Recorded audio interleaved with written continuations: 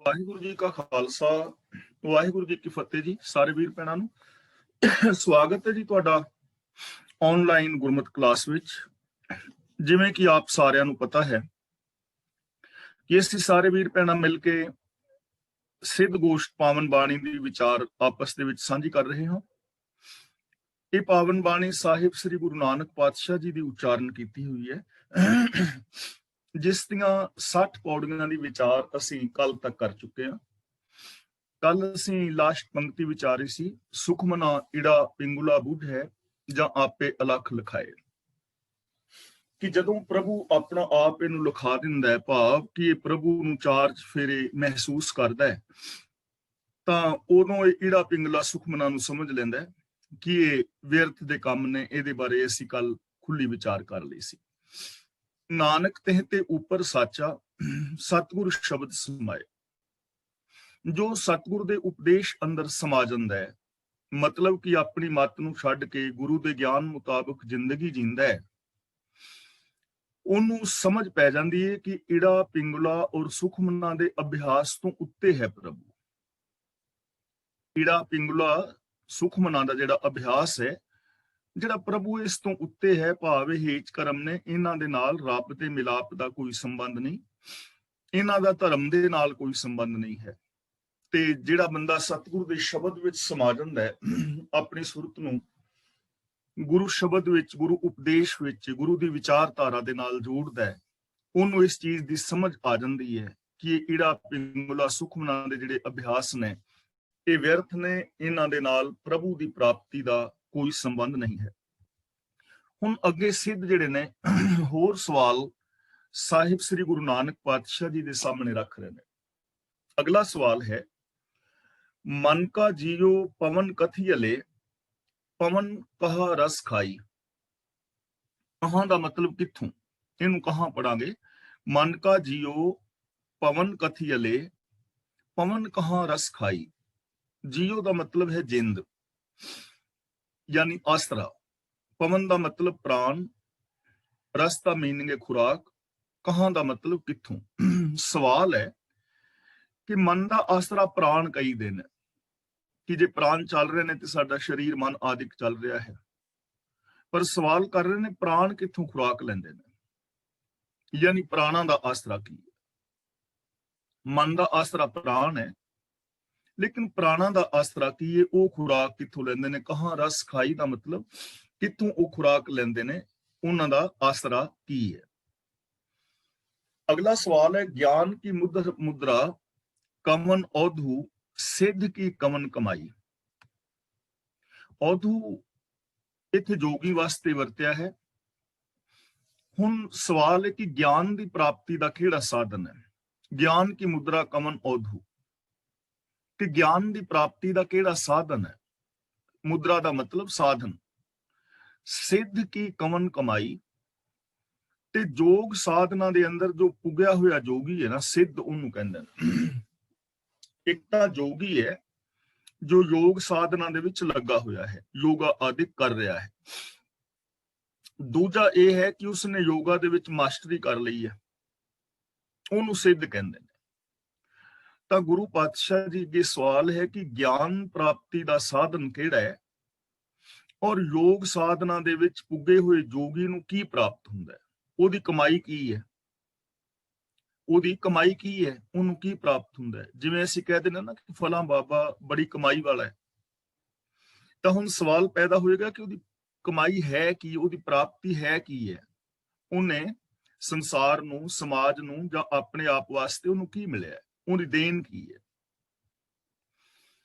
ਅਗਲਾ ਉੱਤਰ ਦੇ ਰਹੇ ਨੇ ਗੁਰੂ ਜੀ, ਬਿਨ ਸ਼ਬਦੈ ਰਸ ਨਾ ਆਵੇ ਔਧੂ ਹਉਮੈ ਪਿਆਸ ਨਾ ਜਾਈ। ਇਹ ਜੋਗੀ ਬਿਨ ਸ਼ਬਦੇ ਦਾ ਮਤਲਬ ਸ਼ਬਦ ਤੋਂ ਬਿਨਾਂ, ਸ਼ਬਦ ਤੋਂ ਬਿਨਾਂ ਰਸ ਨਹੀਂ ਆਉਂਦਾ, ਭਾਵ ਗੁਰੂ ਦਾ ਸ਼ਬਦ ਹੀ ਪ੍ਰਾਣਾਂ ਦਾ ਆਸਰਾ ਹੈ। ਪ੍ਰਾਣਾਂ ਦਾ ਆਸਰਾ ਕੀ ਹੈ, ਇੱਥੋਂ ਸਾਨੂੰ ਜਿਵੇਂ ਹਰ ਪ੍ਰਾਣ ਦੇ ਨਾਲ, ਸਵਾਸ ਦੇ ਨਾਲ ਸਾਨੂੰ ਆਤਮਿਕ ਜੀਵਨ ਮਿਲੇ, ਉਹ ਕਿਹੜੀ ਸ਼ੈ ਹੈ ਕਿ ਸਾਨੂੰ ਆਤਮਿਕ ਜੀਵਨ ਮਿਲੇ। ਤਾਂ ਗੁਰੂ ਜੀ ਕਹਿੰਦੇ ਨੇ ਗੁਰੂ ਦੇ ਸ਼ਬਦ ਤੋਂ ਬਿਨਾਂ, ਉਪਦੇਸ਼ ਤੋਂ ਬਿਨਾਂ, ਗਿਆਨ ਤੋਂ ਬਿਨਾਂ, ਰੱਬੀ ਰਜਾ ਵਿੱਚ ਤੁਰਨ ਤੋਂ ਬਿਨਾਂ ਪ੍ਰਾਣਾਂ ਦੀ ਜਿਹੜੀ ਹੈ ਖੁਰਾਕ ਪੂਰੀ ਨਹੀਂ ਹੁੰਦੀ, ਭਾਵ ਕਿ ਉਹਨਾਂ ਰਸ ਜਿਹੜਾ ਉਹ ਪ੍ਰਾਪਤ ਨਹੀਂ ਹੁੰਦਾ। ਹਉਮੈ ਪਿਆਸ ਨਾ ਜਾਈ, ਤੇ ਗੁਰੂ ਦੇ ਸ਼ਬਦ ਤੋਂ ਬਿਨਾਂ ਹਉਮੈ ਦੀ ਪਿਆਸ ਨਹੀਂ ਮਿਟਦੀ। ਗੁਰੂ ਦੇ ਸ਼ਬਦ ਉਪਦੇਸ਼ ਤੋਂ ਬਿਨਾਂ ਹਉਮੈ ਦੀ ਪਿਆਸ ਨਹੀਂ ਮਿਟਦੀ। ਮੀਨਸ ਕਿ ਬੰਦੇ ਦੀ ਈਗੋ ਨਹੀਂ ਖਤਮ ਹੁੰਦੀ। ਗਿਆਨ ਤੋਂ ਬਿਨਾਂ ਨਾ ਇਨਫੀਰੀਓਰਿਟੀ ਕੰਪਲੈਕਸ ਚੋਂ ਬੰਦਾ ਨਿਕਲ ਪਾਉਂਦਾ ਹੈ, ਨਾ ਹੀ ਸੁਪਰੀਓਰਿਟੀ ਕੰਪਲੈਕਸ ਚੋਂ ਨਿਕਲ ਪਾਉਂਦਾ ਹੈ। ਇਸ ਲਈ ਹਉਮੈ ਦੀ ਪਿਆਸ ਨੂੰ ਮਿਟਾਉਣ ਵਾਸਤੇ ਗੁਰੂ ਸ਼ਬਦ ਦੀ ਜ਼ਰੂਰਤ ਹੈ। ਸੰਸਾਰ ਛੱਡਣ ਦੀ ਲੋੜ ਨਹੀਂ, ਸਮਾਧੀਆਂ ਲਾਉਣ ਦੀ ਲੋੜ ਨਹੀਂ, ਮਾਲਾਵਾਂ ਫੇਰਨ ਦੀ ਲੋੜ ਨਹੀਂ, ਸਗੋਂ ਗੁਰੂ ਗਿਆਨ ਮੁਤਾਬਕ ਆਪਣੇ ਆਪੇ ਨੂੰ ਸਮਝ ਕੇ ਰੱਬੀ ਰਜਾ ਵਿੱਚ ਤੁਰਨ ਦੀ ਜ਼ਰੂਰਤ। ਸ਼ਬਦ ਰਤੇ ਅੰਮ੍ਰਿਤ ਰਸ ਪਾਇਆ, ਸਾਚੇ ਰਹੇ ਅਘਾਈ। ਇੱਥੇ ਸ਼ਬਦ ਦੇ ਦੱਦੇ ਨਾਲ ਸਿਹਾਰੀ, ਜਿਸ ਦਾ ਮਤਲਬ ਸ਼ਬਦ ਵਿੱਚ, ਰਤੇ ਦਾ ਮਤਲਬ ਜੋ ਰੰਗੇ ਰਹਿੰਦੇ ਨੇ, ਮਸਤ ਰਹਿੰਦੇ ਨੇ। ਮ੍ਰਿਤ ਦਾ ਮਤਲਬ ਹੁੰਦਾ ਹੈ ਮੌਤ, ਤੇ ਅੰਮ੍ਰਿਤ ਦਾ ਮਤਲਬ ਹੈ ਜਿੱਥੇ ਮੌਤ ਨਾ ਹੋਵੇ, ਆਤਮਿਕ ਜੀਵਨ, ਜਿੱਥੇ ਸदैवी ਜੀਵਨ ਹੈ। ਤਾਂ ਜੋ ਮਨੁੱਖ ਗੁਰੂ ਦੇ ਸ਼ਬਦ ਵਿੱਚ ਰੰਗੇ ਜਾਂਦੇ ਨੇ, ਗੁਰੂ ਸ਼ਬਦ ਦਾ ਮਤਲਬ ਗੁਰੂ ਦਾ ਗਿਆਨ, ਗੁਰੂ ਦੀ ਵਿਚਾਰਧਾਰਾ, ਗੁਰੂ ਦੀ ਫਿਲਾਸਫੀ, ਗੁਰੂ ਦਾ ਦਿੱਤਾ ਹੋਇਆ ਵੇ ਆਫ ਲਾਈਫ, ਇਹਦੇ ਵਾਸਤੇ ਆਪ ਕੋਈ ਵੀ ਸ਼ਬਦ ਵਰਤ ਸਕਦੇ ਹੋ। ਤਾਂ ਜੋ ਗੁਰੂ ਦੇ ਉਪਦੇਸ਼ ਅੰਦਰ ਰੰਗੇ ਜਾਂਦੇ ਨੇ, ਗੁਰੂ ਉਪਦੇਸ਼ ਮੁਤਾਬਕ ਜ਼ਿੰਦਗੀ ਜੀਂਦੇ ਨੇ, ਉਹਨਾਂ ਨੂੰ ਆਤਮਿਕ ਜੀਵਨ ਦੇਣ ਵਾਲਾ ਰਸ ਮਿਲ ਜਾਂਦਾ ਹੈ। ਉਹਨਾਂ ਨੂੰ ਆਤਮਿਕ ਜੀਵਨ ਦਾ ਰਸ ਮਿਲ ਜਾਂਦਾ ਹੈ। ਹੁਣ ਇਹ ਰਸ ਨੂੰ ਸਮਝਣ ਵਾਲੀ ਗੱਲ ਹੈ। ਵੈਸੇ ਅੱਗੇ ਅਸੀਂ ਕਈ ਵਾਰੀ ਇਸ ਚੀਜ਼ ਦੀ ਵਿਚਾਰ ਕਰ ਚੁੱਕੇ ਹਾਂ ਕਿ ਰਸ ਵਾਸਤਵ ਦੇ ਵਿੱਚ ਹੈ ਕੀ ਹੈ। ਜਿਵੇਂ ਕੋਈ ਚੀਜ਼ ਖਾਣ ਤੋਂ ਬਾਅਦ ਸਾਨੂੰ ਉਹਦੇ ਸਵਾਦ ਦਾ ਪਤਾ ਲੱਗਦਾ ਨਾ, ਕਿ ਇਹ ਖੱਟੀ ਹੈ, ਮਿੱਠੀ ਹੈ, ਨਮਕੀਨ ਹੈ ਜਾਂ ਕੈਸੀ ਹੈ। ਇਸੇ ਤਰ੍ਹਾਂ ਜਦੋਂ ਅਸੀਂ ਰੱਬੀ ਗੁਣਾਂ ਦੇ ਧਾਰਨੀ ਹੁੰਦੇ ਹਾਂ, ਮੰਨ ਲਓ ਅਸੀਂ ਪ੍ਰੇਮ ਦੇ ਨਾਲ ਜ਼ਿੰਦਗੀ ਜੀ ਰਹੇ ਹਾਂ, ਤੇ ਪ੍ਰੇਮ ਵਾਲਾ ਮਿਲਵਰਤਨ ਕਰਨ ਤੋਂ ਬਾਅਦ ਜਿਹੜਾ ਸਾਡੇ ਮਿਲਵਰਤਨ ਦੇ ਵਿੱਚੋਂ ਸੁੱਖ ਉਪਜੇਗਾ, ਉਹ ਪ੍ਰੇਮ ਦਾ ਰਸ ਹੋਏਗਾ। ਤੇ ਇਹ ਰਸ ਤਾਂ ਆ ਸਕਦਾ ਹੈ ਜੇ ਅਸੀਂ ਪ੍ਰੇਮ ਵਾਲਾ ਵਰਤਾਵ ਕਰੀਏ। ਨਿਮਰਤਾ ਦੀਆਂ ਗੱਲਾਂ ਕਰਨ ਦੇ ਨਾਲ ਨਿਮਰਤਾ ਦਾ ਰਸ ਨਹੀਂ ਆਉਂਦਾ। ਨਿਮਰਤਾ ਵਾਲੀ ਜ਼ਿੰਦਗੀ ਜੀਵਾਂਗੇ ਤਾਂ ਨਿਮਰਤਾ ਦੇ ਵਿੱਚ ਰਹਿਣ ਦੇ ਨਾਲ ਜਿਹੜੀ ਖੁਸ਼ੀ ਮਿਲੇਗੀ, ਜਿਹੜਾ ਸੁੱਖ ਮਿਲੇਗਾ, ਜੋ ਅਨੁਭਵ ਮਿਲੇਗਾ, ਉਹ ਨਿਮਰਤਾ ਦਾ ਰਸ ਹੋਏਗਾ। ਤੇ ਜਿਸ ਦੀ ਬੋਲ ਬਾਣੀ ਵਿੱਚ ਹਉਮੈ ਹੈ, ਬੋਲ ਬਾਣੀ ਵਿੱਚ ਕੁੜੱਤਣ ਹੈ, ਉਹਨੂੰ ਨਿਮਰਤਾ ਦਾ ਮਿਠਾਸ ਦਾ ਰਸ ਆ ਨਹੀਂ ਸਕਦਾ। ਇਸ ਲਈ ਗੁਰੂ ਜੀ ਇੱਥੇ ਅਮਲੀ ਜ਼ਿੰਦਗੀ ਦੀ ਗੱਲ ਕਰ ਰਹੇ ਨੇ ਕਿ ਜੋ ਗੁਰੂ ਸ਼ਬਦ ਅੰਦਰ ਆਪਣੇ ਆਪੇ ਨੂੰ ਰੰਗ ਲੈਂਦੇ ਨੇ, ਪ੍ਰੇਮ ਦੇ ਨਾਲ ਗੁਰੂ ਸ਼ਬਦ ਮੁਤਾਬਕ ਜ਼ਿੰਦਗੀ ਜੀਂਦੇ ਨੇ, ਉਹਨਾਂ ਨੂੰ ਫਿਰ ਆਤਮਿਕ ਰਸ ਮਿਲਦਾ ਹੈ। ਉਹਨਾਂ ਦੀ ਜ਼ਿੰਦਗੀ ਦੇ ਅੰਦਰ ਉਹ ਖੁਸ਼ੀ ਪੈਦਾ ਹੁੰਦੀ ਹੈ। ਮਾਲਾਵਾਂ ਫੇਰਨ ਨਾਲ ਨਹੀਂ, ਸਮਾਧੀਆਂ ਲਾਉਣ ਨਾਲ ਨਹੀਂ, ਸੰਸਾਰ ਤਿਆਗਣ ਨਾਲ ਨਹੀਂ, ਸਗੋਂ ਸੰਸਾਰ ਦੇ ਅੰਦਰ ਰਹਿੰਦਿਆਂ ਗੁਰੂ ਉਪਦੇਸ਼ ਮੁਤਾਬਕ ਜ਼ਿੰਦਗੀ ਜੀਵਿਆ। ਸਾਚੇ ਰਹੇ ਅਘਾਈ। ਸਾਚੇ ਦਾ ਮਤਲਬ ਸੱਚ ਨਾਲ ਜੁੜਨ ਕਰਕੇ ਉਹ ਬੰਦੇ, ਅਘਾਈ ਦਾ ਮਤਲਬ ਤ੍ਰਿਪਤ ਰਹਿੰਦੇ ਨੇ। ਸੱਚੇ ਦੇ ਵਿੱਚ ਜੁੜ ਕੇ, ਸੱਚ ਦੇ ਅੰਦਰ ਜੁੜ ਕੇ ਉਹ ਤ੍ਰਿਪਤ ਹੋ ਜਾਂਦੇ ਨੇ। ਅਘਾਈ ਦਾ ਮਤਲਬ ਸੰਤੋਖੀ ਹੋ ਜਾਂਦੇ ਨੇ। ਉਹਨਾਂ ਦੀ ਜ਼ਿੰਦਗੀ ਵਿੱਚ ਸੈਟਿਸਫੈਕਸ਼ਨ ਆ ਜਾਂਦਾ ਹੈ, ਸੰਤੋਖ ਆ ਜਾਂਦਾ ਹੈ, ਖੁਸ਼ੀ ਆ ਜਾਂਦੀ ਹੈ। ਕਿਵੇਂ? ਕਿਉਂਕਿ ਉਹ ਸੱਚ ਦੇ ਨਾਲ ਜੁੜ ਗਏ, ਸੱਚ ਦੇ ਵਿੱਚ ਜੁੜ ਗਏ, ਮਨ ਵਚਨ ਕਰਮ ਕਰਕੇ ਸੱਚੇ ਹੋ ਗਏ। ਤੇ ਜਿਹੜਾ ਸੱਚਾ ਇਨਸਾਨ ਹੈ, ਉਹਦੀ ਜ਼ਿੰਦਗੀ ਦੇ ਅੰਦਰ ਤ੍ਰਿਪਤੀ ਹੋਏਗੀ, ਉਹਦੇ ਜੀਵਨ ਦੇ ਅੰਦਰ ਸੰਤੋਖ ਹੋਏਗਾ, ਉਹਦੇ ਜੀਵਨ ਦੇ ਅੰਦਰ ਹੀ ਖੁਸ਼ੀ ਹੋਏਗੀ। ਹੁਣ ਅਗਲਾ ਸਵਾਲ ਸਿੱਧ ਫਿਰ ਕਰ ਰਹੇ ਨੇ, ਪਵਨ ਬੁੱਧ ਜਿਤ ਅਸਥਿਰ ਰਹੀ ਹੈ, ਕਿਤ ਭੋਜਨ ਤ੍ਰਿਪਤਾਸੈ। ਇਹਨੂੰ ਤ੍ਰਿਪਤਾਸੇ ਨਹੀਂ ਪੜਨਾ, ਸੈ ਪੜਨਾ ਹੈ ਦਿਲਾਵਾਂ। ਕਵਨ ਬੁੱਧ ਜਿਤ ਅਸਥਿਰ ਰਹੀ ਹੈ, ਕਿਤ ਭੋਜਨ ਤ੍ਰਿਪਤਾਸੈ। ਕਿਤ ਭੋਜਨ ਦਾ ਮਤਲਬ ਕਿਹੜੇ ਭੋਜਨ ਦੇ ਨਾਲ, ਤ੍ਰਿਪਤਾਸੈ ਦਾ ਮਤਲਬ ਤ੍ਰਿਪਤ ਰਹੀ ਹੈ। ਕਵਨ ਬੁੱਧ ਦਾ ਮਤਲਬ ਉਹ ਮੱਤ ਕਿਹੜੀ ਹੈ। ਉਹ ਮੱਤ ਕਿਹੜੀ ਹੈ ਕਿ ਜਿਸ ਮੱਤ ਦੇ ਨਾਲ ਮਨ ਟਿਕਾਵ ਦੇ ਵਿੱਚ ਆ ਜਾਏ, ਮਨ ਟਿਕ ਜਾਏ। ਹੁਣ ਇਹ ਚੀਜ਼ ਥੋੜੀ ਜਿਹੀ ਸਮਝਣ ਵਾਲੀ ਹੈ। ਅਸੀਂ ਰੋਜ਼ ਅਰਦਾਸ ਕਰਦੇ ਹਾਂ ਨਾ, ਸਿੱਖਾਂ ਦਾ ਮਨ ਨੀਵਾਂ, ਮੱਤ ਉੱਚੀ, ਮਤ ਕਾ ਰਾਖਾ ਆਪ ਵਾਹਿਗੁਰੂ। ਮਨ ਨੀਵਾਂ ਦਾ ਮਤਲਬ ਇਹ ਹੈ ਕਿ ਮਨ ਨੂੰ ਮਤ ਦੇ ਅੰਦਰ ਰੱਖਣਾ ਹੈ, ਕਿਉਂਕਿ ਮਨ ਦੇ ਅੰਦਰ ਸੰਕਲਪ ਵਿਕਲਪ ਵਿਚਾਰ ਪੈਦਾ ਹੁੰਦੇ ਨੇ, ਔਰ ਵਿਚਾਰ 60,000 ਵਿਚਾਰ 24 ਘੰਟਿਆਂ ਵਿੱਚ ਮਨੁੱਖੀ ਮਨ ਵਿੱਚ ਪੈਦਾ ਹੋ ਰਹੇ ਨੇ। ਹੁਣ ਜੇ ਇਹਨਾਂ ਵਿਚਾਰਾਂ ਮੁਤਾਬਕ ਹੀ ਬੰਦਾ ਜੀਵੀ ਜਾਏ ਤਾਂ ਜੀ ਨਹੀਂ ਪਾਏਗਾ। ਇੱਕ ਤਾਂ ਇੰਨੇ ਕੁ ਵਿਚਾਰ ਆ ਰਹੇ ਨੇ, ਦੂਜਾ ਫਿਰ ਇਹਦੇ ਜੀਵਨ ਵਿੱਚ ਭਟਕਾਵ ਹੋਏਗਾ, ਤੀਜਾ ਜਿਹੜੇ ਗਲਤ ਵਿਚਾਰ ਨੇ ਉਹਨਾਂ ਨੂੰ ਜਦੋਂ ਬੰਦਾ ਅਮਲੀ ਰੂਪ ਦੇਵੇਗਾ ਤਾਂ ਉਹਦਾ ਰਿਜ਼ਲਟ ਵੀ ਗਲਤ ਨਿਕਲੇਗਾ, ਦੁੱਖ ਰੂਪ ਵਿੱਚ ਨਿਕਲੇਗਾ। ਇਸ ਲਈ ਮਤ ਦੇ ਨਾਲ, ਬੁੱਧ ਦੇ ਨਾਲ, ਗਿਆਨ ਦੇ ਨਾਲ ਫੈਸਲਾ ਲੈਣਾ ਹੈ ਕਿ ਕਿਹੜਾ ਵਿਚਾਰ ਮੇਰੇ ਲਾਹੇਵੰਦ ਹੈ, ਕਿਹੜਾ ਨੁਕਸਾਨ ਵਿੱਚ। ਜਿਹੜਾ ਮੈਂ ਕੰਮ ਕਰਨ ਲੱਗਿਆ, ਇਹ ਕੰਮ ਕਰਨ ਨਾਲ ਮੇਰਾ ਨੁਕਸਾਨ ਤੇ ਨਹੀਂ ਹੋਏਗਾ। ਦੂਜੀ ਗੱਲ ਇਹ ਵਿਚਾਰਨੀ ਹੈ ਕਿ ਜੋ ਮੈਂ ਕੰਮ ਜਿਸ ਵਾਸਤੇ ਕਰਨ ਲੱਗਿਆ ਵਾਂ, ਕਿ ਉਸ ਬੰਦੇ ਦਾ ਨੁਕਸਾਨ ਤੇ ਨਹੀਂ ਹੋਏਗਾ। ਤੇ ਤੀਜਾ ਜਿਹੜਾ ਹੈ, ਮੇਰੇ ਇਸ ਕੰਮ ਦੇ ਨਾਲ ਹੋਰ ਲੋਕਾਂ ਦਾ, ਸਮਾਜ ਦਾ ਨੁਕਸਾਨ ਤੇ ਨਹੀਂ ਹੋਏਗਾ। ਜਿਹੜਾ ਬੰਦਾ ਇਹਨਾਂ ਚੀਜ਼ਾਂ ਨੂੰ ਵਿਚਾਰ ਕੇ ਕਰਮ ਕਰੇਗਾ, ਉਹ ਬੰਦਾ ਨਾ ਆਪ ਦੁਖੀ ਹੋਏਗਾ, ਨਾ ਦੂਜਿਆਂ ਨੂੰ ਦੁੱਖ ਦੇਵੇਗਾ। ਪਰ ਜੇ ਅਸੀਂ ਗਲਤ ਫੈਸਲਾ ਲਵਾਂਗੇ ਤਾਂ ਸਾਡੇ ਜੀਵਨ ਦੇ ਅੰਦਰ ਦੁੱਖ ਹੋਏਗਾ। ਇਸ ਲਈ ਮਨ ਦੀਆਂ ਭਾਵਨਾਵਾਂ ਨੂੰ ਕੰਟਰੋਲ ਕਿਵੇਂ ਕਰੀਏ? ਜਿਹੜੀਆਂ ਮਾੜੀਆਂ ਭਾਵਨਾਵਾਂ ਨੇ, ਚਾਹੇ ਉਹ ਝੂਠ ਫਰੇਬ ਹੈ ਜਾਂ ਨਸ਼ੇ ਵਗੈਰਾ ਨੇ ਜਾਂ ਬੁਰਾਈਆਂ ਨੇ, ਤਾਂ ਉਹ ਕਿਹੜੀ ਮੱਤ ਹੈ ਜਿਹੜੀ ਮੱਤ ਰਾਹੀਂ ਮਨ ਸੱਚ ਦੇ ਉੱਤੇ ਸਥਿਰ ਹੋ ਜਾਏ? ਕਿਵੇਂ ਅਸੀਂ ਫੈਸਲਾ ਲਈਏ? ਉਹ ਮੱਤ ਕਿੱਥੋਂ ਮਿਲੇ? ਕਿਹੜੀ ਮੱਤ ਹੈ ਜਿਹਦੇ ਨਾਲ ਮਨ ਟਿਕਾਵ ਵਿੱਚ ਆ ਜਾਏ ਔਰ ਸੱਚ ਦੇ ਉੱਤੇ ਟਿਕ ਜਾਏ?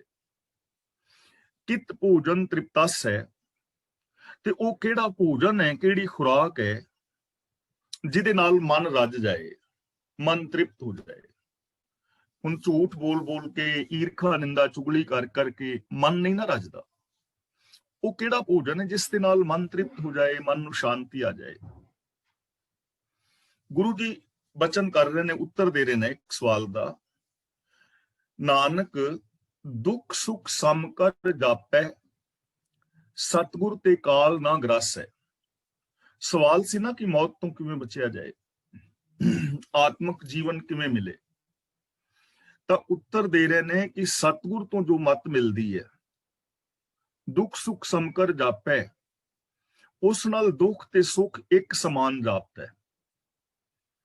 ਤੇ ਸਤਿਗੁਰ ਤੋਂ ਜਿਹੜੀ ਖੁਰਾਕ ਮਿਲਦੀ ਹੈ, ਸਤਿਗੁਰ ਤੇ ਕਾਲ ਨਾ ਗ੍ਰਸ ਹੈ, ਉਸ ਮੱਤ ਕਰਕੇ ਬੰਦੇ ਨੂੰ ਕਾਲ ਦਾ ਡਰ ਨਹੀਂ ਪੈਂਦਾ, ਬੰਦਾ ਤ੍ਰਿਪਤ ਹੋ ਜਾਂਦਾ ਹੈ। ਯਾਨੀ ਜੋ ਗੁਰੂ ਦੀ ਮੱਤ ਹੈ, ਗੁਰੂ ਦਾ ਜੋ ਗਿਆਨ ਹੈ, ਯੂਨੀਵਰਸਲ ਟਰੁਥ ਜੋ ਹੈ, ਉਸ ਰਾਹੀਂ ਸਾਨੂੰ ਸੁੱਖ ਔਰ ਦੁੱਖ ਬਰਾਬਰ ਜਾਪਦਾ ਹੈ। ਗੁਰੂ ਦੀ ਮੱਤ ਮੁਤਾਬਕ ਜ਼ਿੰਦਗੀ ਜੀਵਿਆਂ ਸੁੱਖ ਔਰ ਦੁੱਖ ਬਰਾਬਰ ਜਾਪਦਾ। ਇਹਦਾ ਮਤਲਬ ਇਹ ਨਹੀਂ ਕਿ ਸਚਿਆਰ ਮਨੁੱਖ ਦੀ ਜ਼ਿੰਦਗੀ ਵਿੱਚ ਦੁੱਖ ਨਹੀਂ ਆਉਂਦਾ, ਉਹਦੇ ਜੀਵਨ ਵਿੱਚ ਵੀ ਸੁੱਖ ਦੁੱਖ ਆਉਂਦੇ ਨੇ, ਪਰ ਉਹ ਸੁੱਖ ਔਰ ਦੁੱਖ ਨੂੰ ਵੇਖ ਕੇ ਘਾਬਰਦਾ ਨਹੀਂ। ਨਾ ਤੇ ਸੁੱਖਾਂ ਦੇ ਵਿੱਚ ਹੀ ਉਹ ਸੱਚ ਦਾ ਪੱਲਾ ਛੱਡਦਾ ਤੇ ਨਾ ਦੁੱਖਾਂ ਦੇ ਵਿੱਚ ਹੀ ਉਹ ਸੱਚ ਦਾ ਪੱਲਾ ਛੱਡਦਾ। ਇਹਨੂੰ ਕਹਿੰਦੇ ਨੇ ਸੁੱਖ ਔਰ ਦੁੱਖ, ਕਿਉਂਕਿ ਉਹਦੇ ਜੀਵਨ ਦਾ ਗੋਲ ਹੁੰਦਾ ਹੈ ਸੱਚ, ਰੱਬੀ ਰਜ਼ਾ ਵਿੱਚ ਤੁਰਨਾ। ਇਸ ਲਈ ਨਾ ਸੁੱਖ ਦੇ ਅੰਦਰ ਉਹ ਸੱਚ ਨੂੰ ਛੱਡਦਾ ਹੈ, ਨਾ ਦੁੱਖ ਦੇ ਅੰਦਰ ਸੱਚ ਨੂੰ ਛੱਡਦਾ ਹੈ। ਇਸੇ ਨੂੰ ਕਹਿੰਦੇ ਨੇ ਸੁੱਖ ਦੁੱਖ ਸਮ ਕਰ ਜਾਣਨਾ। ਤੇ ਗੁਰੂ ਦੇ ਦੱਸੇ ਰਾਹ ਦੇ ਉੱਤੇ ਤੁਰਿਆ ਗੁਰੂ ਗਿਆਨ ਰਾਹੀਂ ਫਿਰ ਆਤਮਿਕ ਮੌਤ ਦਾ ਡਰ ਨਹੀਂ ਰਹਿੰਦਾ, ਕਿਉਂਕਿ ਆਤਮਿਕ ਮੌਤ ਬੰਦਾ ਤਾਂ ਹੀ ਮਰਦਾ ਹੈ ਨਾ ਜਦੋਂ ਅੰਦਰੋਂ ਹੋਰ ਹੋਵੇ, ਬਾਹਰੋਂ ਹੋਰ ਹੋਵੇ, ਵਿਕਾਰ ਕਮਾਏ। ਤੇ ਗੁਰੂ ਗਿਆਨ ਮੁਤਾਬਕ ਉਹਨੂੰ ਆਤਮਿਕ ਮੌਤ ਦਾ ਡਰ ਨਹੀਂ, ਕਿਉਂਕਿ ਉਹਨੇ ਆਤਮਿਕ ਮੌਤ ਲਿਆਉਣ ਵਾਲਾ ਕੋਈ ਕਰਮ ਹੀ ਨਹੀਂ ਕਰਨਾ ਹੁੰਦਾ। ਇਸ ਲਈ ਇਹ ਜੋਗੀ ਜਨੋ, ਸੰਸਾਰ ਨੂੰ ਛੱਡ ਕੇ ਬਾਬੇ ਬਣਨ ਦੀ ਜ਼ਰੂਰਤ ਨਹੀਂ, ਸਗੋਂ ਗੁਰੂ ਗਿਆਨ ਮੁਤਾਬਕ ਜ਼ਿੰਦਗੀ ਜੀ ਕੇ ਇਸ ਸੰਸਾਰ ਵਿੱਚ ਰਹਿੰਦਿਆਂ ਆਤਮਿਕ ਜੀਵਨ ਜੀਣਾ ਹੈ। ਰੰਗ ਨਾ ਰਾਤਾ, ਰਸ ਨਹੀਂ ਮਾਤਾ। ਰੰਗ ਦਾ ਮਤਲਬ ਰੰਗ ਵਿੱਚ, ਨਾ ਰਾਤਾ ਦਾ ਮਤਲਬ ਜਿਹਦਾ ਪਿਆਰ ਨਹੀਂ ਪਿਆ। ਰਸ ਨਹੀਂ ਮਾਤਾ, ਇਹਨੂੰ ਮਾਤਾ ਨਹੀਂ ਪੜਨਾ, ਮਾਤਾ ਪੜਨਾ ਹੈ। ਮਾਤਾ, ਮਾਤਾ ਦਾ ਮਤਲਬ ਹੋ ਜਾਏਗਾ ਮਾਂ, ਤੇ ਮਾਤਾ ਦਾ ਮਤਲਬ ਹੁੰਦਾ ਮਸਤ। ਰੰਗ ਨਾ ਰਾਤਾ, ਰਸ ਨਹੀਂ ਮਾਤਾ। ਗੁਰੂ ਪਾਤਸ਼ਾਹ ਜੀ ਕਹਿੰਦੇ ਨੇ ਕਿ ਪ੍ਰਭੂ ਦੇ ਪਿਆਰ ਦੇ ਅੰਦਰ ਮਨ ਜਿਹੜਾ ਹੈ ਰੰਗਿਆ ਨਹੀਂ ਜਾਂਦਾ ਗੁਰੂ ਸ਼ਬਦ ਤੋਂ ਬਿਨਾ, ਤੇ ਉਹ ਮਨ ਜਿਹੜਾ ਹੈ ਖੁਸ਼ ਨਹੀਂ ਹੁੰਦਾ, ਮਸਤ ਨਹੀਂ ਹੁੰਦਾ, ਖੀਵਾ ਨਹੀਂ ਹੁੰਦਾ। ਜੋ ਇਨਸਾਨ ਰੱਬੀ ਪ੍ਰੇਮ ਦੇ ਅੰਦਰ ਰੰਗਿਆ ਨਹੀਂ ਗਿਆ, ਉਹ ਰੱਬੀ ਪਿਆਰ ਰਾਹੀਂ ਜਿਹੜੀ ਖੁਸ਼ੀ ਮਿਲਣੀ ਸੀ ਉਹਦੀ ਮਸਤੀ ਹਾਸਲ ਨਹੀਂ ਕਰ ਪਾਏਗਾ। ਮਨ ਦੇ ਅੰਦਰ ਚੜ੍ਹਦੀ ਕਲਾ ਨਹੀਂ ਆਵੇਗੀ, ਮਨ ਦੇ ਅੰਦਰ ਖੁਸ਼ੀ ਨਹੀਂ ਆਏਗੀ, ਜੇਕਰ ਇਨਸਾਨ ਪ੍ਰਭੂ ਪ੍ਰੀਤ ਦੇ ਨਾਲ ਰੰਗਿਆ ਨਹੀਂ। ਬਿਨ ਗੁਰ ਸ਼ਬਦ ਹੈ ਜਲ ਬਲ ਤਾਤਾ। ਤਾਤਾ ਦਾ ਮਤਲਬ ਤੱਤਾ, ਸੜਨਾ, ਖਿਜਣਾ। ਬਿਨ ਗੁਰ ਸ਼ਬਦ ਹੈ ਜਲ ਬਲ ਤਾਤਾ। ਸਤਿਗੁਰ ਦੇ ਸ਼ਬਦ ਤੋਂ ਬਿਨਾ ਮਨੁੱਖ ਵਿਕਾਰਾਂ ਦੇ ਅੰਦਰ ਸੜ ਬਲ ਕੇ ਖਿਜਦਾ ਰਹਿੰਦਾ ਹੈ। ਤਾਤਾ ਦਾ ਮਤਲਬ ਤੱਤਾ ਹੋਇਆ ਰਹਿੰਦਾ ਹੈ, ਹਰ ਵਕਤ ਗਰਮ ਸੁਭਾਅ, ਹਰ ਵਕਤ ਖਿਜ ਰਿਹਾ ਹੈ। ਤਾਤਾ ਦਾ ਮਤਲਬ ਸੜਨਾ, ਖਿਜਣਾ। ਗੁਰੂ ਉਪਦੇਸ਼ ਦੀ ਕਮਾਈ ਤੋਂ ਬਿਨਾ, ਗੁਰੂ ਦੇ ਦੱਸੇ ਰਾਹਾਂ ਤੇ ਤੁਰਨ ਤੋਂ ਬਿਨਾ ਮਨੁੱਖ ਵਿਕਾਰਾਂ ਦੇ ਵਿੱਚ ਸੜਦਾ ਹੈ ਔਰ ਸੜਿਆ ਬਲਿਆ ਰਹਿੰਦਾ, ਹਰ ਵਕਤ ਖਿਜਦਾ ਰਹੇਗਾ। ਇਹ ਚੀਜ਼ਾਂ ਅਸੀਂ ਆਪਣੇ ਆਪ ਤੇ ਵੀ ਵੇਖਣੀਆਂ ਨੇ। ਦੇਖੋ, ਅਸੀਂ ਆਮ ਜ਼ਿੰਦਗੀ ਵਿੱਚ ਜੀਵਨ ਜਿੰਦੇ ਹਾਂ, ਕਈ ਲੋਕਾਂ ਦੀ ਬੋਲ ਬਾਣੀ ਬੜੇ ਪਿਆਰ ਵਾਲੀ, ਠਰਮੇ ਵਾਲੀ ਹੁੰਦੀ ਹੈ, ਤੇ ਕਈ ਲੋਕਾਂ ਦੇ ਜਿਹੜੇ ਬੋਲ ਨੇ ਉਹ ਆਮ ਵੀ ਬੋਲਦੇ ਹੁਣ ਤੇ ਇੰਜ ਲੱਗਦਾ ਜਿਵੇਂ ਖਾਣ ਨੂੰ ਪੀਂਦੇ ਨੇ। ਬੋਲ ਬਾਣੀ ਹੈ ਨਾ, ਖਿਜੇ ਹੋਏ ਨੇ, ਔਰ ਆਪਣੀ ਜੋ ਅੰਦਰ ਦੀ ਖਿਜ ਹੈ ਉਹ ਬੰਦਾ ਦੂਜਿਆਂ ਦੇ ਉੱਤੇ ਪ੍ਰਗਟ ਕਰਦਾ ਰਹਿੰਦਾ ਹੈ। ਇਹਨੂੰ ਅਸੀਂ ਆਪਣੇ ਪਰਸਨਲ ਤਜਰਬੇ ਵਿੱਚੋਂ ਵੀ ਵੇਖ ਸਕਦੇ ਹਾਂ, ਆਪਣੇ ਸੱਜਣਾ ਮਿੱਤਰਾਂ ਵਿੱਚ ਵੇਖ ਸਕਦੇ ਹਾਂ, ਆਸ-ਪਾਸ ਚੌਗਿਰਦੇ ਸਮਾਜ ਵਿੱਚ ਵੇਖ ਸਕਦੇ ਹਾਂ, ਕਿਵੇਂ ਬੰਦਾ ਖਿਜਿਆ ਫਿਰਦਾ ਹੈ। ਬੰਦੇ ਦੇ ਅੰਦਰ ਠਰਮਾ ਨਹੀਂ ਹੈ, ਬੰਦੇ ਦੇ ਅੰਦਰ ਸ਼ਾਂਤੀ ਨਹੀਂ ਹੈ। ਤਾਂ ਗੁਰੂ ਦੇ ਗਿਆਨ ਤੋਂ ਬਿਨਾ ਬੰਦਾ ਵਿਕਾਰਾਂ ਵਿੱਚ ਜਲ ਕੇ ਸੜ ਕੇ ਖਿਜਦਾ ਰਹਿੰਦਾ ਹੈ। ਬੇਸ਼ੱਕ ਉਹ ਸਮਾਧੀਆਂ ਲਾਉਂਦਾ ਰਹੇ, ਬੇਸ਼ੱਕ ਉਹ ਤੀਰਥਾਂ ਤੇ ਨਹਾਉਂਦਾ ਰਹੇ, ਬੇਸ਼ੱਕ ਉਹ ਜਪ ਤਪ ਸੰਜਮ ਕਰਦਾ ਰਹੇ, ਪਾਠ ਪੂਜਾ ਕਰਦਾ ਰਹੇ, ਜੇ ਗੁਰੂ ਗਿਆਨ ਮੁਤਾਬਕ ਜ਼ਿੰਦਗੀ ਨਹੀਂ ਜੀ ਰਿਹਾ ਤੇ ਖਿਜੇ ਹੋਏ ਵੇਖੋਗੇ ਲੋਕ। ਧਰਮ ਦੀ ਦੁਨੀਆ ਵਿੱਚ ਵੀ ਖਿਜੇ ਹੋਏ ਵੇਖੋਗੇ। ਬਿੰਦ ਨਾ ਰਾਖਿਆ, ਸ਼ਬਦ ਨਾ ਭਾਖਿਆ। ਗੁਰੂ ਪਾਤਸ਼ਾਹ ਜੀ ਕਹਿੰਦੇ ਨੇ ਬਿੰਦ ਨਾ ਰਾਖਿਆ, ਜਿਸ ਮਨੁੱਖ ਨੇ ਗੁਰੂ ਸ਼ਬਦ ਨਹੀਂ ਉਚਾਰਿਆ ਉਹਨੇ ਜਤੀ ਬਣ ਕੇ ਵੀ ਕੁਛ ਨਹੀਂ ਖੱਟਿਆ। ਇਹ ਚੀਜ਼ ਸਮਝਣ ਵਾਲੀ ਹੈ। ਬਿੰਦ ਨਾ ਰਾਖਿਆ, ਬਿੰਦ ਦਾ ਮਤਲਬ ਵੀਰਜ ਹੈ। ਜਿਸ ਮਨੁੱਖ ਨੇ ਸ਼ਬਦ ਨਾ ਭਾਖਿਆ, ਭਾਖਿਆ ਦਾ ਮਤਲਬ ਹੈਗਾ ਬੋਲ ਬਾਣੀ ਉਚਾਰਨਾ, ਗੁਰੂ ਸ਼ਬਦ ਮੁਤਾਬਕ ਜ਼ਿੰਦਗੀ ਜੀਣੀ। ਜਿਸ ਮਨੁੱਖ ਨੇ ਪ੍ਰਭੂ ਦੀ ਸਿਫਤ ਸਲਾਹ ਨਹੀਂ ਕੀਤੀ, ਗੁਰਬਾਣੀ ਅਨੁਸਾਰ ਜ਼ਿੰਦਗੀ ਨਹੀਂ ਜੀਵੀ, ਗੁਰੂ ਉਪਦੇਸ਼ ਮੁਤਾਬਕ ਜੀਵਨ ਨਹੀਂ ਜੀਵਿਆ, ਜਿਨੇ ਰੱਬੀ ਰਜਾ ਦੀ ਗੱਲ ਨਹੀਂ ਕੀਤੀ, ਰੱਬੀ ਰਜਾ ਵਿੱਚ ਨਹੀਂ ਤੁਰਿਆ, ਬਿੰਦ ਨਾ ਰਾਖਿਆ ਦਾ ਮਤਲਬ ਉਹਨੇ ਜਤੀ ਬਣ ਕੇ ਕੁਛ ਨਹੀਂ ਖੱਟਿਆ, ਉਹਨੂੰ ਕੁਛ ਲਾਭ ਨਹੀਂ ਹੈ। ਪਹਿਲੀ ਗੱਲ ਤਾਂ ਇਹ ਬਿੰਦ ਜਿਹੜਾ ਹੈ ਰਹਿ ਹੀ ਨਹੀਂ ਸਕਦਾ ਅੰਦਰ।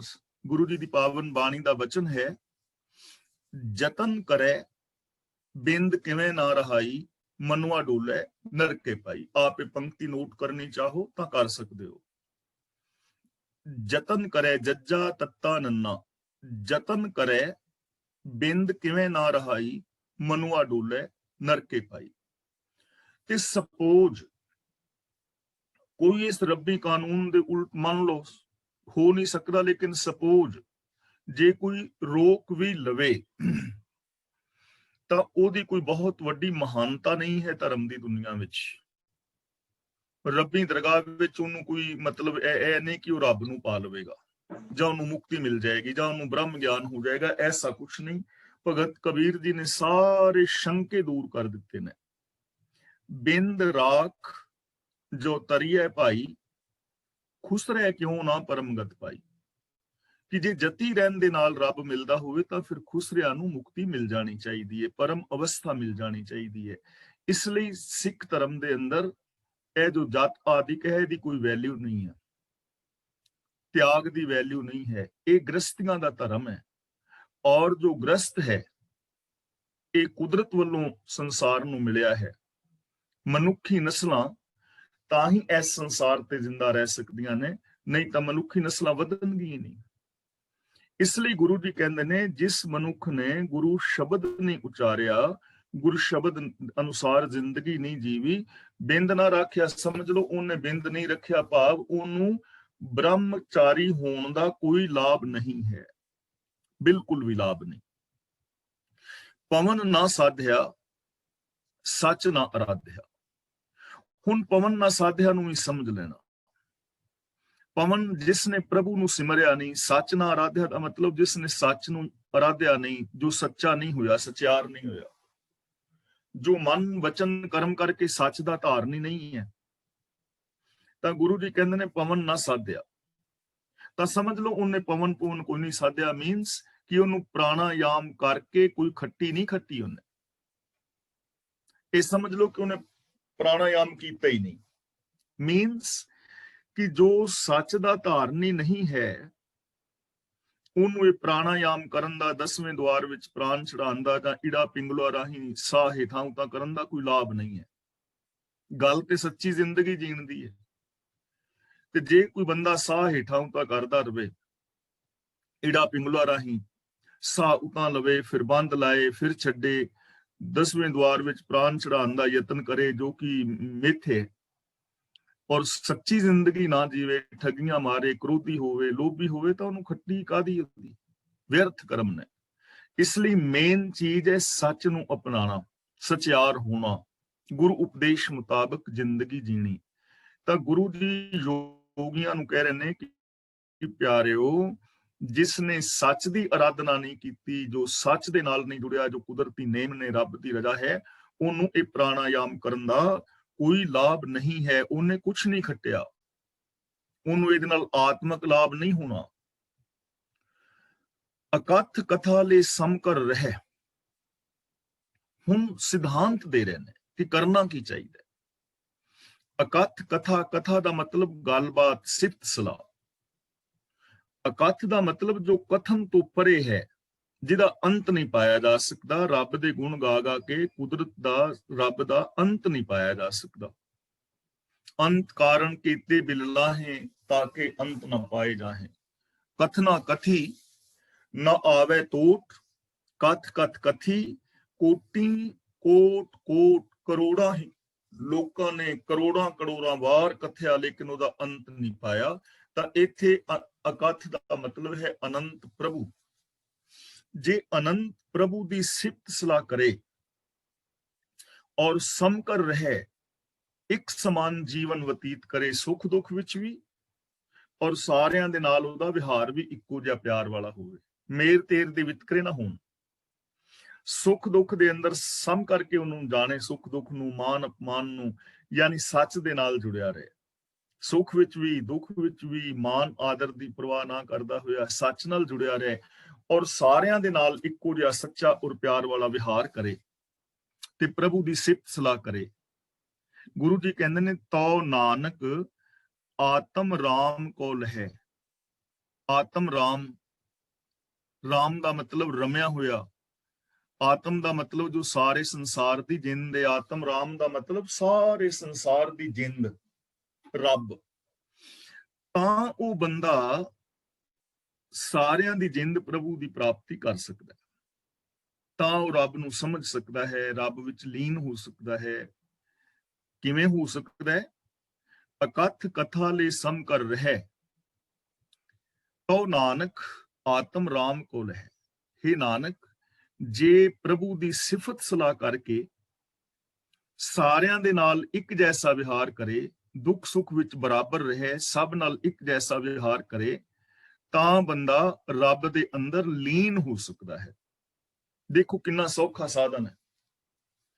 ਇੱਥੇ ਹੁਣ ਕੋਈ ਗੱਲ ਹੈ ਕਿ ਸਵੇਰੇ ਉੱਠ ਕੇ ਤੁਸੀਂ ਸਮਾਧੀ ਲਾਓ, ਜਾਂ ਸ਼ਾਮ ਨੂੰ ਸਮਾਧੀ ਲਾਓ, ਜਾਂ ਦੁਪਹਿਰ ਨੂੰ ਲਾਓ, ਜਾਂ 10ਮ ਦੁਆਰ ਵਿੱਚ ਪ੍ਰਾਣ ਚੜਾਓ, ਜਾਂ ਤਿਆਗ ਕਰੋ, ਜਾਂ ਮਾਲਾ ਫੇਰੋ, ਜਾਂ ਜਪ ਤਪ ਸੰਜਮ ਕਰੋ, ਜਾਂ ਬਾਬੇ ਬਣੋ, ਜਾਂ ਤੁਸੀਂ ਗੁਫਾਵਾਂ ਵਿੱਚ ਵੜੋ, ਜਾਂ ਪਹਾੜਾਂ ਤੇ ਚੜੋ, ਜਾਂ ਭੋਰਿਆਂ ਵਿੱਚ ਵੜੋ, ਸਾਫ਼ ਸੁਥਰੀ ਗੱਲ, ਲੇਕਿਨ ਸਾਨੂੰ ਉਲਝਾ ਦਿੱਤਾ ਗਿਆ ਔਰ ਅਸੀਂ ਖੁਦ ਵੀ ਉਲਝ ਗਏ। ਉਹਦਾ ਕਾਰਨ ਸਿਰਫ ਇੰਨਾ ਹੈ ਕਿ ਅਸੀਂ ਪਾਵਨ ਬਾਣੀ ਦੇ ਨਾਲ ਆਪ ਨਹੀਂ ਜੁੜੇ। ਗੁਰੂ ਨਾਨਕ ਪਾਤਸ਼ਾਹ ਜੀ ਮਹਾਰਾਜ ਨੇ ਜਿਨ੍ਹਾਂ ਕੰਮਾਂ ਤੋਂ ਵਰਜਿਆ ਸੀ ਨਾ ਲੋਕਾਂ ਨੂੰ, ਜੋਗੀਆਂ ਨੂੰ ਤੇ ਹੋਰ ਮਤਲਬ ਪੁਜਾਰੀਆਂ ਨੂੰ ਜਾਂ ਆਮ ਜਨਤਾ ਨੂੰ ਜਾਂ ਰਾਜਨੀਤਿਕਾਂ ਨੂੰ, ਅੱਜ ਅਸੀਂ ਫਿਰ ਉੱਥੇ ਦੇ ਉੱਥੇ ਵਾਪਸ ਚਲੇ ਗਏ। ਕਰਮਕਾਂਡ ਸਾਡੇ ਵਿੱਚ ਆ ਗਏ। ਜਿੰਨੀਆਂ ਵੀ ਸਮਾਧੀਆਂ ਤੇ ਦਸਮ ਦੁਆਰ ਤੇ ਹੋਰ ਪਤਾ ਨਹੀਂ ਕੀ ਕੁਛ ਸਾਡੇ ਅੰਦਰ ਇਹ ਚੀਜ਼ਾਂ ਪਾ ਦਿੱਤੀਆਂ। ਉਹਦਾ ਰੀਜ਼ਨ ਇਹ ਰਿਹਾ, ਕਾਰਨ ਜੋ ਮੈਨੂੰ ਪ੍ਰਤੀਤ ਹੁੰਦਾ ਹੈ ਕਿ ਸਿੱਖ ਬਾਣੀ ਦੇ ਨਾਲ ਆਪ ਨਹੀਂ ਜੁੜਿਆ।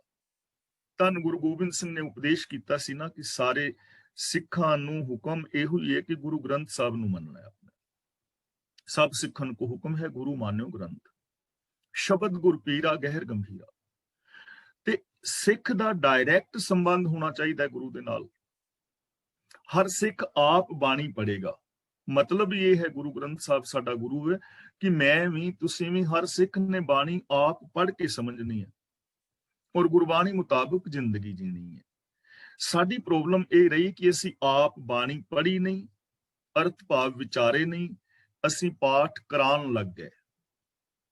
ਸਹਿਜ ਪਾਠ ਕਰਾ ਲਓ, ਅਖੰਡ ਪਾਠ ਕਰਾ ਲਓ, ਅਸੀਂ ਕਰਾਉਣ ਲੱਗ ਗਏ। ਪ੍ਰੋਬਲਮ ਇੱਥੇ ਆਈ। ਗੱਲ ਇਹ ਨਹੀਂ ਕਿ ਸਹਿਜ ਪਾਠ ਔਰ ਅਖੰਡ ਪਾਠ ਕਰਾਉਣ ਦੀ ਵਿਰੋਧਤਾ ਹੈ, ਨਾ, ਬਿਲਕੁਲ ਵੀ ਨਹੀਂ। ਜਦੋਂ ਆਪ ਸਿੱਖ ਰਹਿਤ ਮਰਿਆਦਾ ਪੜੋਗੇ, ਉਹਦੇ ਵਿੱਚ ਸਪੈਸ਼ਲ ਲਿਖਿਆ ਹੈ ਕਿ ਪਾਠ ਜਿਸ ਪਰਿਵਾਰ ਨੇ ਕਰਨਾ ਹੈ ਉਹ ਸਾਰਾ ਪਰਿਵਾਰ ਆਪ ਮਿਲ ਕੇ ਕਰੇ। ਸੰਗਤ ਜਾਂ ਪਰਿਵਾਰ ਦੇ ਲੋਕ ਆਪ ਜੀ ਮਿਲ ਕੇ ਕਰਨ। ਤੇ ਜੇ ਕੋਈ ਪਾਠ ਨਹੀਂ ਕਰ ਸਕਦਾ, ਕੋਈ ਪੜ੍ਹਿਆ ਨਹੀਂ ਹੈ, ਤਾਂ ਨਾਲ ਇਹ ਚੀਜ਼ ਲਿਖੀ ਕਿ ਉਹ ਬੈਠ ਕੇ ਸੁਣੇ। ਇਹ ਨਾ ਹੋਵੇ ਕਿ ਪਾਠੀ ਇਕੱਲਾ ਪੜ੍ਹਦਾ ਰਹੇ ਤੇ ਕੋਈ ਸੁਣਨ ਵਾਲਾ ਹੋਵੇ ਹੀ ਨਾ। ਪਰ ਅੱਜ ਅਸੀਂ ਐਸਾ ਕੁਛ ਹੀ ਕਰ ਬੈਠੇ ਹਾਂ।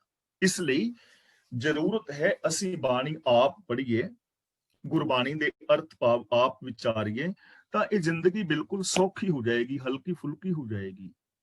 ਆਤਮਿਕ ਜੀਵਨ ਮਿਲੇਗਾ, ਜਿਉਂਦੇ ਜੀਵਨ ਮੁਕਤੀ ਦਾ ਆਨੰਦ ਮਾਣਾਂਗੇ। ਚਾਰ ਚਫੇਰੇ ਪ੍ਰਭੂ ਦਾ ਨੂਰ, ਉਹਦਾ ਜ਼ਹੂਰ, ਉਹਦਾ ਜਲਵਾ ਨਜ਼ਰੀ ਪਵੇਗਾ। ਦੇਖੋ ਕਿੰਨਾ ਸੌਖਾ ਸਾਧਨ ਹੈ। ਅਕਥ ਕਥਾ ਲੈ ਸਮ ਕਰ ਰਹਿ, ਤੋ ਨਾਨਕ ਆਤਮ ਰਾਮ ਕੋ ਲਹਿ। ਤੇ ਇਹ ਗੱਲ ਉਹਨਾਂ ਨੂੰ ਕਹਿ ਰਹੇ ਨੇ ਜੋ ਸਮਾਧੀਆਂ ਲਾਉਣ ਦੇ ਮਾਹਿਰ ਸਨ, ਜਿਨ੍ਹਾਂ ਨੇ ਮਾਸਟਰੀ ਕੀਤੀ ਸੀ, ਜਿਹੜੇ ਇਹ ਦਾਅਵਾ ਕਰਦੇ ਸਨ ਕਿ ਸਾਡੇ ਕੋਲ ਕਰਾਮਾਤਾਂ ਨੇ, ਤੇ ਹੋਰ ਲੋਕ ਵੀ ਦਾਅਵਾ ਕਰਦੇ ਸਨ। ਉਹਨਾਂ ਨੂੰ ਇਹ ਚੀਜ਼ ਸਮਝਾਈ ਜਾ ਰਹੀ ਹੈ ਕਿ ਸੱਜਣੋ, ਤੁਸੀਂ ਭੁੱਲੇ ਹੋ, ਇਹ ਧਰਮ ਦਾ ਮਾਰਗ ਨਹੀਂ ਹੈ। ਧਰਮ ਜਿਹੜਾ ਹੈ ਉਹ ਸੱਚ ਦੇ ਨਾਲ ਜੁੜਨਾ ਹੈ। ਗੁਰ ਪ੍ਰਸਾਦੀ ਰੰਗੇ ਰਾਤਾ। ਗੁਰ ਪ੍ਰਸਾਦੀ, ਹੁਣ ਇਸ ਪ੍ਰੇਮ ਦੇ ਵਿੱਚ ਬੰਦਾ ਕਿਵੇਂ ਰੰਗਿਆ ਜਾਏ? ਇਹ ਪ੍ਰੇਮ ਕਿਵੇਂ ਪੈਦਾ ਹੋਏਗਾ? ਤਾਂ ਗੁਰੂ ਪਾਤਸ਼ਾਹ ਜੀ ਕਹਿੰਦੇ ਨੇ ਗੁਰ ਪ੍ਰਸਾਦੀ ਦਾ ਮਤਲਬ ਗੁਰੂ ਦੀ ਕਿਰਪਾ ਨਾਲ। ਗੁਰੂ ਦੀ ਕਿਰਪਾ ਦੇ ਨਾਲ ਜਿਹੜਾ ਮਨੁੱਖ ਪਿਆਰ ਦੇ ਅੰਦਰ ਰੰਗਿਆ ਜਾਂਦਾ ਹੈ। ਗੁਰੂ ਦੀ ਕਿਰਪਾ ਕੀ ਹੈ? ਗੁਰੂ ਦਾ ਗਿਆਨ। ਹੁਣ ਰੰਗ ਦੇ ਅੰਦਰ ਅਸੀਂ ਆਪਣੇ ਆਪ ਨੂੰ ਆਪ ਰੰਗਣਾ ਹੈ। ਪਿਆਰ ਧੱਕੇ ਨਾਲ ਪੈਦਾ ਨਹੀਂ ਕੀਤਾ ਜਾਂਦਾ, ਪਿਆਰ ਅੰਦਰੋਂ ਪੈਦਾ ਹੁੰਦਾ ਹੈ। ਇਹ ਚੀਜ਼ਾਂ ਸਾਡੇ ਅੰਦਰੋਂ ਪੈਦਾ ਹੋਣੀਆਂ ਚਾਹੀਦੀਆਂ ਨੇ ਕਿ ਅਸੀਂ ਸੱਚ ਦੇ ਨਾਲ ਜੁੜਨਾ ਹੈ। ਮੈਂ ਗੁਰਬਾਣੀ ਆਪ ਪੜ੍ਹਨੀ ਹੈ, ਗੁਰਬਾਣੀ ਆਪ ਸਮਝਣੀ ਹੈ, ਮੈਂ ਗੁਰਬਾਣੀ ਮੁਤਾਬਕ ਜ਼ਿੰਦਗੀ ਜੀਣੀ ਹੈ। ਮੈਨੂੰ ਗੁਰੂ ਜੀ ਨੇ ਐਸੇ ਜੀਵਨ ਦਾ ਰਾਹ ਦੱਸਿਆ ਹੈ ਔਰ ਇਹ ਰਾਸਤਾ ਇੰਨਾ ਮਹਾਨ ਹੈ ਸੱਚ ਦਾ ਕਿ ਇਸ ਸੱਚ ਦੇ ਰਾਹ ਵਾਸਤੇ ਗੁਰੂ ਅਰਜਨ ਦੇਵ ਜੀ ਮਹਾਰਾਜ ਆਪ ਸ਼ਹੀਦੀ ਪਾਈ ਹੈ। ਗੁਰੂ ਗੋਬਿੰਦ ਸਿੰਘ ਜੀ ਮਹਾਰਾਜ ਨੇ ਪੂਰਾ ਸਰਬੰਸ ਵਾਰ ਦਿੱਤਾ ਹੈ। ਹੋਰ ਕਿੰਨੇ ਸਿੰਘ ਇਸ ਸੱਚ ਵਾਸਤੇ ਸ਼ਹੀਦੀਆਂ ਪਾ ਗਏ ਨੇ। ਕਿੰਨਾ ਵੱਡਾ ਸੱਚ ਦਾ ਰਾਹ ਹੈ। ਕੋਈ ਕਿਸੇ ਦਾ ਹੱਕ ਨਾ ਖਾਏ, ਮਨੁੱਖ ਨੂੰ ਮਨੁੱਖੀ ਹੱਕ ਮਿਲਣ, ਬੰਦਾ ਬੰਦੇ ਨੂੰ ਬੰਦਾ ਸਮਝੇ, ਬੰਦਾ ਬੰਦੇ ਦੇ ਨਾਲ ਰੱਬ ਵਰਗਾ ਪਿਆਰ ਕਰੇ, ਬੰਦਾ ਉੱਚਾ ਆਤਮਿਕ ਜੀਵਨ ਜੀ ਸਕੇ, ਕੋਈ ਕਿਸੇ ਦੀ ਲੁੱਟ ਖਸੁੱਟ ਨਾ ਕਰੇ, ਨਾ ਧਾਰਮਿਕ ਤੌਰ ਤੇ ਅੰਧ ਵਿਸ਼ਵਾਸ ਫੈਲਾ ਕੇ, ਨਾ ਰਾਜਨੀਤਿਕ ਆਰਥਿਕ ਤੌਰ ਤੇ ਕਿਸੇ ਦਾ ਆਰਥਿਕ ਔਰ ਮਾਨਸਿਕ ਸ਼ੋਸ਼ਣ ਨਾ ਕੀਤਾ ਜਾਏ। ਗੁਰ ਪ੍ਰਸਾਦੀ ਰੰਗੇ ਰਾਤਾ। ਸਤਿਗੁਰ ਦੀ ਮਿਹਰ ਦੇ ਨਾਲ ਜੋ ਪਿਆਰ ਵਿੱਚ ਰੰਗੀਜਦਾ ਹੈ, ਉਹਨੂੰ ਮਿਲਦਾ ਕੀ ਹੈ? ਅੰਮ੍ਰਿਤ ਪੀਆ ਸਾਚੇ ਮਾਤਾ। ਮਾਤਾ ਨਹੀਂ ਪੜਨਾ, ਮਾਤਾ। ਅੰਮ੍ਰਿਤ ਪੀਆ, ਉਹ ਆਤਮਿਕ ਜੀਵਨ ਦੇਣ ਵਾਲਾ ਜਲ ਪੀਂਦਾ ਹੈ। ਆਤਮਿਕ ਜੀਵਨ ਦੇਣ ਵਾਲਾ ਨਾਮ ਜਲ ਕਿਹੜਾ? ਜਿਹੜੇ ਰੱਬੀ ਗੁਣ ਨੇ, ਰੱਬੀ ਗੁਣ, ਸਤ, ਸੰਤੋਖ, ਨਿਰਭੈਤਾ, ਨਿਰਵੈਰਤਾ, ਜਿੰਨੇ ਵੀ ਇਹ ਗੁਣ ਨੇ, ਇਹਨਾਂ ਮੁਤਾਬਕ ਜ਼ਿੰਦਗੀ ਜੀ ਕੇ ਇਹਨਾਂ ਦੇ ਰਸ ਨੂੰ ਪੀਂਦਾ। ਹੁਣ ਦੇਖੋ, ਰਸ ਸਾਰੇ ਪੀ ਰਹੇ ਨੇ, ਕੋਈ ਕਾਮ ਦਾ, ਕੋਈ ਕ੍ਰੋਧ ਦਾ, ਲੋਭ ਦਾ, ਮੋਹ ਦਾ, ਪਰ ਇਹ ਮਾੜੇ ਰਸ ਨੇ, ਇਹ ਅਨਰਸ ਨੇ, ਇਹਨਾਂ ਦੇ ਵਿੱਚ ਸੁੱਖ ਨਹੀਂ ਹੈ, ਇਹਨਾਂ ਦੇ ਵਿੱਚੋਂ ਦੁੱਖ ਮਿਲੇਗਾ। ਪਰ ਜੇ ਕੋਈ ਰੱਬੀ ਗੁਣਾਂ ਦਾ ਰਸ ਪੀਵੇਗਾ, ਉਹਨੂੰ ਆਤਮਿਕ ਜੀਵਨ ਮਿਲੇਗਾ, ਉਹਦੇ ਅੰਦਰ ਇਨਸਾਨੀਅਤ ਪੈਦਾ ਹੋਏਗੀ, ਉਹਦੇ ਅੰਦਰੋਂ ਹੈਵਾਨੀਅਤ ਖਤਮ ਹੋਏਗੀ। ਨਾਲ ਕੀ, ਫਿਰ ਸੱਚੇ ਮਾਤਾ, ਉਹ ਸੱਚ ਦੇ ਅੰਦਰ ਮਸਤ ਰਹੇਗਾ, ਇਹ ਉਹਦੀ ਨਿਸ਼ਾਨੀ ਹੋਏਗੀ।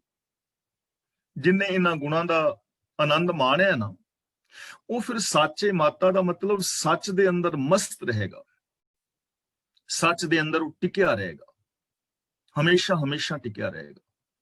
ਔਰ ਵਾਸਤਵ ਦੇ ਅੰਦਰ ਜਿਨ੍ਹਾਂ ਨੇ ਇਹਨਾਂ ਗੁਣਾਂ ਦਾ ਰਸ ਮਾਣਿਆ ਨਾ, ਉਹ ਆਰੇ ਨਾਲ ਚਿਰ ਗਏ ਨੇ, ਦੇਗਾਂ ਵਿੱਚ ਉਬਲ ਗਏ ਨੇ, ਉਹਨਾਂ ਨੂੰ ਚਰਖੜੀਆਂ ਤੇ ਚੜਾ ਕੇ ਤੂੰਬੇ ਤੂੰਬੇ ਕਰ ਦਿੱਤਾ ਹੈ। ਉਹਨਾਂ ਦੇ ਮਾਸੂਮ ਬੱਚਿਆਂ ਦੇ ਟੁਕੜੇ ਟੁਕੜੇ ਗਲੇ ਚ ਪਾਤੇ ਨੇ ਹਾਰ ਬਣਾ ਕੇ, ਪਰ ਉਹ ਸੱਚ ਦੇ ਨਾਲੋਂ ਟੁੱਟੇ ਨਹੀਂ, ਮਸਤ ਨੇ, ਉੱਥੇ ਵੀ ਜਕਾਰੇ ਗੁਜ਼ਾਰੇ ਨੇ, ਤੇਰਾ ਕੀਆ ਮਿੱਠਾ ਲੱਗ ਗਏ। ਤਾਂ ਇਹ ਜ਼ਰੂਰਤ ਹੈ ਇਹਨਾਂ ਚੀਜ਼ਾਂ ਨੂੰ ਸਮਝ ਕੇ ਗੁਣਾਂ ਦੇ ਧਾਰਨੀ ਹੋਣ ਦੀ, ਔਰ ਸੱਚ ਤੇ ਡਟ ਕੇ ਪਹਿਰਾ ਦੇਣ ਦੀ। ਗੁਰ ਵਿਚਾਰੀ ਅਗਨ ਨਿਵਾਰੀ। ਹੁਣ ਅੱਗ ਕਿਵੇਂ ਖਤਮ ਹੋ ਜਾਏ? ਗੁਰ ਵਿਚਾਰੀ, ਇੱਥੇ ਵਿਚਾਰੀ ਦਾ ਮਤਲਬ ਹੈ ਵਿਚਾਰਵਾਨ। ਜੋ ਮਨੁੱਖ ਗੁਰ ਸ਼ਬਦ ਦੇ ਰਾਹੀਂ ਵਿਚਾਰਵਾਨ ਹੋ ਗਿਆ, ਵਿਚਾਰੀ ਦਾ ਮਤਲਬ ਵਿਚਾਰਵਾਨ। ਮਾਨੀ ਦਾ ਮਤਲਬ ਜੇ ਹੁੰਦਾ ਨਾ, ਪ੍ਰਭ ਕੇ ਸਿਮਰਨ ਦਰਗ ਹੈ ਮਾਨੀ, ਮਾਨੀ ਦਾ ਮਤਲਬ ਮਾਨ ਪਾਨ ਵਾਲਾ। ਵਿਚਾਰੀ ਦਾ ਮਤਲਬ ਵਿਚਾਰਵਾਨ। ਜੋ ਮਨੁੱਖ ਗੁਰੂ ਗਿਆਨ ਰਾਹੀਂ ਵਿਚਾਰਵਾਨ ਹੋ ਜਾਂਦਾ ਹੈ। ਅਗਨ ਨਿਵਾਰੀ ਦਾ ਮਤਲਬ ਉਹ ਫਿਰ ਆਪਣੇ ਅੰਦਰੋਂ ਤ੍ਰਿਸ਼ਨਾ ਦੀ, ਵਿਕਾਰਾਂ ਦੀ ਅੱਗ ਨੂੰ ਦੂਰ ਕਰ ਲੈਂਦਾ ਹੈ। ਤਾਂ ਦੇਖੋ, ਗੁਰੂ ਜੀ ਹੁਣ ਸਾਨੂੰ ਵਿਚਾਰਵਾਨ ਬਣਾਉਣਾ ਚਾਹੁੰਦੇ ਨੇ, ਹਰ ਮਨੁੱਖ ਨੂੰ। ਹਰ ਮਨੁੱਖ ਨੂੰ ਵਿਚਾਰਵਾਨ ਹੋਣਾ ਚਾਹੀਦਾ ਹੈ। ਹਰ ਮਨੁੱਖ ਨੂੰ ਅਕਲ ਵਰਤਣੀ ਚਾਹੀਦੀ ਹੈ। ਕੁਦਰਤ ਨੇ, ਰੱਬ ਨੇ ਸਾਨੂੰ ਦਿਮਾਗ ਦਿੱਤਾ ਹੈ, ਇਸ ਦਿਮਾਗ ਦੀ ਵਰਤੋਂ ਕਰਨੀ ਹੈ, ਔਰ ਵਰਤੋਂ ਇਹਦੀ ਸਹੀ ਕਰਨੀ ਹੈ, ਗਲਤ ਨਹੀਂ ਕਰਨੀ। ਗਿਆਨ ਦੀ ਵਰਤੋਂ ਕਰਨੀ ਹੈ, ਸਹੀ ਗਿਆਨ ਦੀ, ਸੱਚ ਵਾਸਤੇ ਵਰਤੋਂ ਕਰਨੀ ਹੈ, ਗਿਆਨ ਦੀ ਸੁਵਰਤੋਂ ਕਰਨੀ ਹੈ। ਜਿਵੇਂ ਅਸੀਂ ਰੋਜ਼ ਵਿਚਾਰ ਕਰ ਹੀ ਰਹੇ ਹਾਂ ਕਿ ਜੋ ਅੰਗੂਰਾਂ ਦੀ ਦਵਾਈ ਬਣਾਉਂਦਾ ਹੈ, ਗਿਆਨ ਉਹਦੇ ਕੋਲ ਵੀ ਹੈ, ਤੇ ਜੋ ਅੰਗੂਰਾਂ ਦੀ ਸ਼ਰਾਬ ਬਣਾ ਦਿੰਦਾ ਹੈ, ਗਿਆਨ ਉਹਦੇ ਕੋਲ ਵੀ ਹੈ। ਹੁਣ ਜੇ ਕੋਈ ਸਾਨੂੰ ਸ਼ਰਾਬ ਬਣਾਉਣ ਲਈ ਕਵੇ ਤੇ ਸ਼ਾਇਦ ਨਾ ਬਣਾ ਪਾਵਾਂਗੇ, ਕਿਉਂਕਿ ਗਿਆਨ ਨਹੀਂ ਨਾ ਹੈ। ਇਸ ਲਈ ਗਿਆਨ ਤੇ ਹੈ ਉਹਦੇ ਕੋਲ ਵੀ, ਜੋ ਸ਼ਰਾਬ ਬਣਾ ਰਿਹਾ ਹੈ, ਪਰ ਉਹ ਗਿਆਨ ਦੀ ਦੁਰਵਰਤੋਂ ਕਰ ਰਿਹਾ ਹੈ, ਨੁਕਸਾਨ ਵਾਸਤੇ ਵਰਤੋਂ ਕਰ ਰਿਹਾ ਹੈ। ਉਹਦੇ ਨਾਲ ਉਹਦਾ ਵੀ ਨੁਕਸਾਨ ਹੋਏਗਾ, ਹੋਰ ਲੋਕਾਂ ਦਾ ਵੀ ਨੁਕਸਾਨ ਹੋਏਗਾ। ਪਰ ਜਿਸ ਨੇ ਅੰਗੂਰਾਂ ਦੀ ਸਹੀ ਵਰਤੋਂ ਕੀਤੀ ਹੈ ਜਾਂ ਸਹੀ ਵਰਤੋਂ ਕਰਨੀ ਸਿਖਾਈ ਹੈ, ਉਹਦਾ ਆਪਣਾ ਵੀ ਲਾਭ ਹੋਏਗਾ, ਦੂਜੇ ਦਾ ਵੀ ਲਾਭ ਹੋਏਗਾ। ਇਸ ਲਈ ਇਸ ਦਿਮਾਗ ਦੀ ਵਰਤੋਂ ਐਵੇਂ ਕਰਨੀ ਹੈ ਕਿ ਮੇਰਾ ਵੀ ਲਾਭ ਹੋਵੇ ਤੇ ਬਾਕੀ ਦੇ ਵੀਰਾਂ ਭੈਣਾਂ ਦਾ ਵੀ, ਸਮਾਜ ਦਾ ਵੀ ਲਾਭ ਹੋਵੇ। ਗੁਰੂ ਜੀ ਸਾਨੂੰ ਵਿਚਾਰਵਾਨ ਬਣਾ ਰਹੇ ਨੇ, ਵਿਵੇਕ ਬੁੱਧ ਬਖਸ਼ਿਸ਼ ਕਰਦੇ ਨੇ, ਔਰ ਵਿਵੇਕ ਦੀ ਵਰਤੋਂ ਕਰਨੀ ਹੈ। ਗੁਰਬਾਣੀ ਤੋਂ ਸਾਨੂੰ ਹਿਦਾਇਤ ਮਿਲਦੀ ਹੈ। ਅਸੀਂ ਕਿਸੇ ਦੇ ਪਿਛਲੱਗ ਨਹੀਂ ਬਣਨਾ, ਅੰਧ ਵਿਸ਼ਵਾਸੀ ਬਣ ਕੇ ਐਵੇਂ ਹੀ ਕਿਸੇ ਦੇ ਪਿੱਛੇ ਨਹੀਂ ਤੁਰ ਪੈਣਾ। ਗੁਰੂ ਗਿਆਨ ਰਾਹੀਂ ਵਿਚਾਰਨਾ ਹੈ ਕਿ ਜੋ ਮੈਂ ਕੰਮ ਕਰਨ ਲੱਗਾ ਕਿ ਇਹ ਠੀਕ ਹੈ। ਇਹ ਨਹੀਂ ਕਿ ਫਲਾਂ ਬੰਦੇ ਨੇ ਕਹਿ ਦਿੱਤਾ ਤੇ ਫਿਰ ਠੀਕ ਹੈ, ਐਵੇਂ ਨਹੀਂ। ਆਪ ਵਿਚਾਰ ਕਰਨੀ ਹੈ। ਜਿਵੇਂ ਅਸੀਂ ਆਮ ਚੀਜ਼ਾਂ ਲਈ ਵਿਚਾਰ ਕਰਦੇ ਹਾਂ ਨਾ, ਦੇਖੋ ਅਸੀਂ ਖੜੇ ਕਿੱਥੇ ਆ, ਜੋ ਆਮ ਬੰਦਾ ਹੈ ਉਹ ਕਿੱਥੇ ਖੜਾ ਹੈ। ਕਿਸੇ ਨੇ ਜੁੱਤੀ ਲੈਣੀ ਹੋਵੇ ਨਾ, ਤੇ ਜੇ ਉਹ ਮੇਰੇ ਤੋਂ ਸਲਾਹ ਲਵੇ ਤੇ ਮੈਂ ਕਹਾਂ ਵੀ ਵੀਰ ਤੁਸੀਂ ਇਸ ਜੁੱਤੀ ਲੈ ਲਓ, ਤਾਂ ਉਹਨੇ ਮੇਰੇ ਕਹਿਣ ਨਾਲ ਜੁੱਤੀ ਨਹੀਂ ਲੈਣੀ। ਉਹਨੇ ਕਹਿਣਾ ਨਾ, ਇਹ ਜੁੱਤੀ ਨਾ ਮੇਰੇ ਪੈਰਾਂ ਨੂੰ ਘੁੱਟਦੀ ਹੈ। ਜੇ ਮੈਂ ਦੂਜੀ ਕਹਾਂ ਵੀ ਇਹ ਲੈ ਲਓ, ਉਹ ਕਹਿੰਦਾ ਨਹੀਂ, ਇਹ ਨਾ ਥੋੜੀ ਇਹਦੀ ਅੱਡੀ ਉੱਚੀ ਹੈ ਤੇ ਉੱਚੀ ਅੱਡੀ ਨਾਲ ਮੈਨੂੰ ਪ੍ਰੋਬਲਮ ਆਉਂਦੀ ਹੈ। ਤਾਂ ਬੰਦਾ ਜੁੱਤੀ ਵੇਖ ਕੇ ਲੈਂਦਾ ਹੈ, ਕਿਹੜੀ ਕੰਪਨੀ ਦੀ ਮੈਂ ਲੈਣੀ ਹੈ, ਕਿਹੜੀ ਮੇਰੇ ਪੈਰ ਨੂੰ ਸੌਖ ਰਵੇਗੀ। ਜੁੱਤੀ ਵੀ ਬੰਦਾ ਪਰਖ ਕੇ ਲੈਂਦਾ ਨਾ, ਦੂਜੇ ਦੇ ਕਹਿਣ ਨਾਲ ਨਹੀਂ ਲੈਂਦਾ।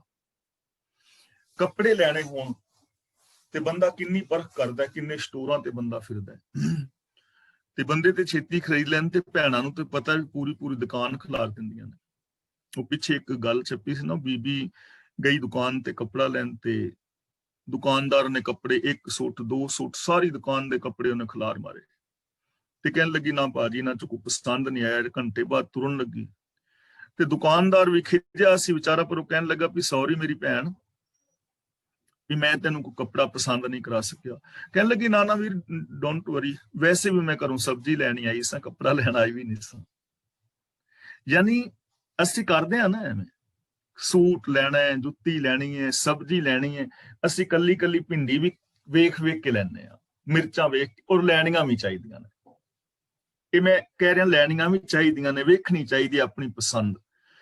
ਪਰ ਜਦੋਂ ਧਰਮ ਦੀ ਵਾਰੀ ਆਉਂਦੀ ਹੈ ਉਦੋਂ ਸਾਨੂੰ ਜਿਹੜਾ ਮਰਜ਼ੀ ਕੋਈ ਕਹਿ ਦੇ ਅਸੀਂ ਉਧਰ ਹੀ ਤੁਰ ਪੈਂਦੇ ਹਾਂ। ਮੜੀਆਂ ਨੂੰ ਮੱਥਾ ਟੇਕਣ ਕਹਿ ਦਿਓ, ਕਿਸੇ ਖੋਤੇ ਉੱਤੇ ਕੱਪੜਾ ਪਾਇਆ ਹੋਵੇ ਨਾ ਪੀਲਾ ਤੇ ਅਸੀਂ ਉਹਨੂੰ ਮੱਥਾ ਟੇਕਣ ਲੱਗ ਪੈਂਦੇ ਹਾਂ। ਵਿਚਾਰਨ ਦੀ ਲੋੜ ਹੈ ਧਰਮ ਦੀ ਦੁਨੀਆ ਵਿੱਚ ਜ਼ਿੰਦਗੀ ਜੀਣ ਵਾਸਤੇ, ਕਿਉਂਕਿ ਬਹੁਤ ਕੀਮਤੀ ਹੈ ਜੀਵਨ, ਇਹਨੂੰ ਐਵੇਂ ਨਹੀਂ ਕੱਟੇ ਮਿੱਟੀ ਰੁਲਣਾ। ਤਾਂ ਗੁਰੂ ਜੀ ਕਹਿੰਦੇ ਨੇ ਗੁਰ ਵਿਚਾਰੀ ਅਗਨ ਨਿਵਾਰੀ। ਜੋ ਗੁਰੂ ਦੇ ਸ਼ਬਦ ਰਾਹੀਂ ਵਿਚਾਰਵਾਨ ਹੋ ਜਾਂਦਾ ਹੈ, ਜੋ ਵਿਵੇਕ ਬੁੱਧ ਵਰਤਦਾ ਹੈ, ਉਹ ਬੰਦਾ ਫਿਰ ਆਪਣੇ ਅੰਦਰੋਂ ਵਿਕਾਰਾਂ ਦੀ ਅੱਗ ਬੁਝਾ ਲੈਂਦਾ ਹੈ। ਫਿਰ ਉਹਨੂੰ ਸਮਝ ਆ ਜਾਂਦੀ ਹੈ ਨਾ ਕਿ ਇਹ ਵਿਕਾਰ ਕਮਾਣੇ ਠੀਕ ਨਹੀਂ, ਅੰਧ ਵਿਸ਼ਵਾਸਾਂ ਵਿੱਚ ਵਿਚਰਨਾ ਠੀਕ ਨਹੀਂ ਹੈ। ਉਹ ਫਿਰ ਆਪਣੇ ਅੰਦਰੋਂ ਵਿਕਾਰਾਂ ਦੀ ਅੱਗ ਨੂੰ ਬੁਝਾਉਂਦਾ ਹੈ, ਕ੍ਰੋਧ ਨੂੰ ਖਤਮ ਕਰਦਾ ਹੈ, ਲੋਭ ਨੂੰ ਖਤਮ ਕਰਦਾ ਹੈ, ਹੰਕਾਰ ਨੂੰ ਖਤਮ ਕਰਦਾ ਹੈ, ਮੇਰ ਤੇਰ ਦੇ ਵਿਤਕਰਿਆਂ ਨੂੰ ਮਿਟਾਉਂਦਾ ਹੈ। ਅਗਲਾ ਬਚਨ ਕਰਦੇ ਨੇ, ਅਪਿਓ ਪੀਓ ਆਤਮ ਸੁਖ ਧਾਰੀ। ਪੀਓ ਦਾ ਮਤਲਬ ਉਹਨੇ ਪੀ ਲਿਆ, ਤੇ ਅਪਿਓ ਦਾ ਮਤਲਬ ਹੈ ਅੰਮ੍ਰਿਤ, ਆਤਮਕ ਜੀਵਨ ਜਿਸ ਤਰ੍ਹਾਂ ਹੀ ਮਿਲਦਾ ਹੈ, ਸੱਚ।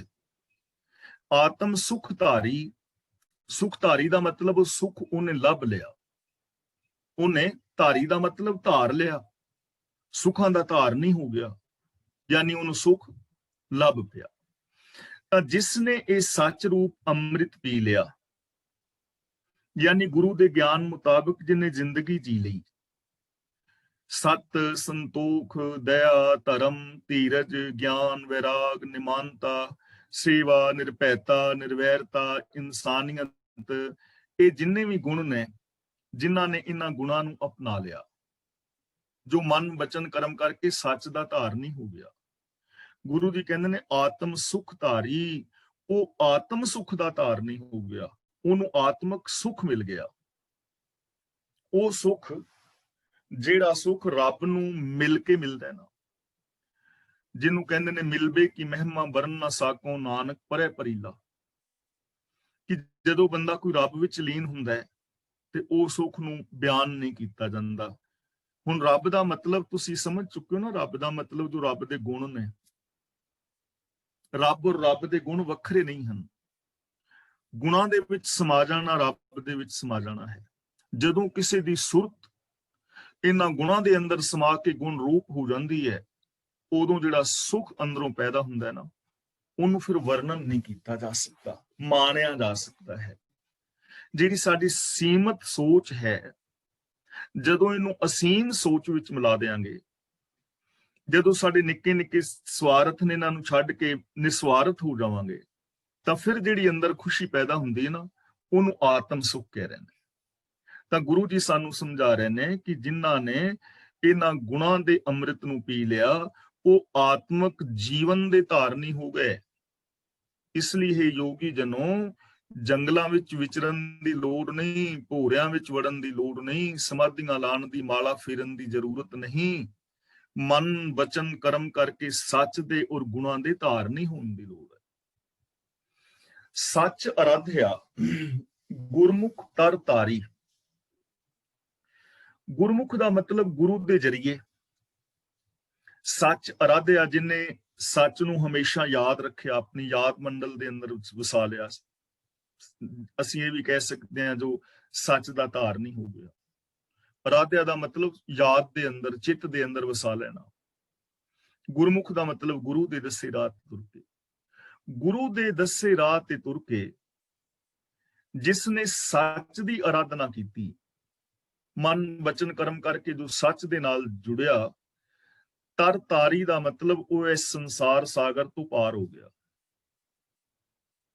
ਇਹ ਦੁੱਤਰ ਕਿਹਾ ਸੀ ਨਾ, ਸ਼ੁਰੂ ਦੇ ਵਿੱਚ ਜੋਗੀਆਂ ਨੇ ਕਿ ਇਹ ਸੰਸਾਰ ਦੁਸ਼ਟ ਤਰੇ ਨੂੰ ਕਿਵੇਂ ਤਰਿਆ ਜਾਏ, ਤਾਂ ਗੁਰੂ ਜੀ ਕਹਿੰਦੇ ਨੇ ਜੋ ਗੁਰੂ ਦੇ ਦੱਸੇ ਰਾਹ ਤੇ ਤੁਰ ਕੇ ਸੱਚ ਨੂੰ ਅਪਣਾ ਲੈਂਦਾ ਉਹਨੇ ਸੰਸਾਰ ਨੂੰ ਤਰ ਲਿਆ। ਸੰਸਾਰ ਨੂੰ, ਸੰਸਾਰ ਸਾਗਰ ਨੂੰ, ਭਵ ਸਾਗਰ ਨੂੰ ਤਰਨ ਦਾ ਮਤਲਬ ਕੀ ਹੋਇਆ? ਮਨ ਵਚਨ ਕਰਮ ਕਰਕੇ ਸੱਚ ਦੇ ਨਾਲ ਜੁੜ ਜਾਣਾ। ਹੁਣ ਇਹ ਥੋੜਾ ਕਿ ਮਰਨ ਤੋਂ ਬਾਅਦ ਬੰਦਾ ਤਰੇਗਾ, ਮਰਨ ਤੋਂ ਬਾਅਦ ਕੋਈ ਵੈਤਰਨੀ ਨਦੀ ਤਰੇਗਾ, ਜਾਂ ਮਰਨ ਤੋਂ ਬਾਅਦ ਜਿਹੜੇ ਨਰਕ ਨੇ ਉਹਨਾਂ ਤੋਂ ਤਰੇਗਾ। ਜਿਉਂਦਿਆਂ ਮਨ ਬਚਨ ਕਰਮ ਕਰਕੇ ਜੋ ਸੱਚ ਦਾ ਧਾਰਨੀ ਹੋ ਗਿਆ, ਗੁਰੂ ਦੱਸੇ ਰਾਹ ਤੇ ਤੁਰ ਕੇ ਉਹਨੇ ਸੰਸਾਰ ਸਾਗਰ ਨੂੰ ਤਰ ਲਿਆ, ਉਹਨੂੰ ਤਰਿਆ ਹੋਇਆ ਮੰਨਿਆ ਜਾਏਗਾ। ਕਿਉਂਕਿ ਸਾਡੀ ਸੁਰਤ ਹੀ ਹੈ ਨਾ ਵਿਕਾਰਾਂ ਵਿੱਚ ਗੋਤੇ ਖਾ ਰਹੀ ਹੈ, ਕਾਮ ਕ੍ਰੋਧ ਲੋਭ ਵਿੱਚ। ਪਰ ਜਦੋਂ ਅਸੀਂ ਸੱਚ ਦੇ ਨਾਲ ਜੁੜ ਗਏ ਤੇ ਇਹਦੇ ਤੋਂ ਸੁਰਤ ਬਾਹਰ ਆ ਗਈ। ਨਾਨਕ ਬੂਝੈ ਕੋ ਵਿਚਾਰੀ, ਇੱਥੇ ਨਾਨਕ ਬੂਝੈ ਨਹੀਂ ਪੜਨਾ, ਨਾਨਕ ਤੇ ਰੁਕ ਜਾਣਾ ਹੈ। ਨਾਨਕ ਬੂਝੈ ਕੋ ਵਿਚਾਰੀ, ਵਿਚਾਰੀ ਦਾ ਮਤਲਬ ਵਿਚਾਰਵਾਨ। ਤਾਂ ਗੁਰੂ ਪਾਤਸ਼ਾਹ ਜੀ ਕਹਿੰਦੇ ਨੇ ਹੇ ਨਾਨਕ ਕੋਈ ਵਿਰਲਾ ਵਿਚਾਰਵਾਨ, ਕੋ ਦਾ ਮਤਲਬ ਕੋਈ ਵਿਰਲਾ, ਕੋਈ ਵਿਰਲਾ ਵਿਚਾਰਵਾਨ ਇਸ ਗੱਲ ਨੂੰ ਸਮਝਦਾ ਹੈ। ਕੋਈ ਵਿਰਲਾ ਵਿਚਾਰਵਾਨ ਇਸ ਗੱਲ ਨੂੰ ਸਮਝਦਾ ਹੈ। ਕਿਹੜੀ ਗੱਲ ਨੂੰ? ਕਿ ਗੁਰੂ ਦੇ ਦੱਸੇ ਰਾਹ ਤੇ ਤੁਰ ਕੇ ਮਨ ਬਚਨ ਕਰਮ ਕਰਕੇ ਸੱਚ ਦਾ ਧਾਰਨੀ ਹੋ ਜਾਣਾ ਹੀ ਸੰਸਾਰ ਤੋਂ ਤਰਨਾ ਹੈ। ਯਾਨੀ ਜੋ ਗੁਰੂ ਗਿਆਨ ਮੁਤਾਬਕ ਜ਼ਿੰਦਗੀ ਜਿੰਦਾ ਹੈ, ਮਨ ਬਚਨ ਕਰਮ ਕਰਕੇ ਸੱਚ ਦਾ ਧਾਰਨੀ ਹੈ, ਉਹ ਬੰਦਾ ਸੰਸਾਰ ਤੋਂ ਤਰ ਜਾਂਦਾ ਹੈ। ਉਹ ਤਰਿਆ ਹੋਇਆ ਹੈ, ਉਹ ਰੱਬ ਦੇ ਨਾਲ ਮਿਲਿਆ ਹੋਇਆ ਹੈ। ਗੁਰੂ ਜੀ ਕਹਿੰਦੇ ਨੇ ਕੋਈ ਵਿਰਲਾ ਵਿਚਾਰਵਾਨ ਇਸ ਗੱਲ ਨੂੰ ਸਮਝਦਾ ਹੈ। ਔਰ ਇਹ ਹੀ ਗੱਲ ਅਸਲ ਦੇ ਅੰਦਰ ਸਮਝਣ ਵਾਲੀ ਹੈ। ਜੇ ਮਨੁੱਖ ਨੂੰ ਇਸ ਗੱਲ ਦੀ ਸਮਝ ਆ ਜਾਏ ਨਾ,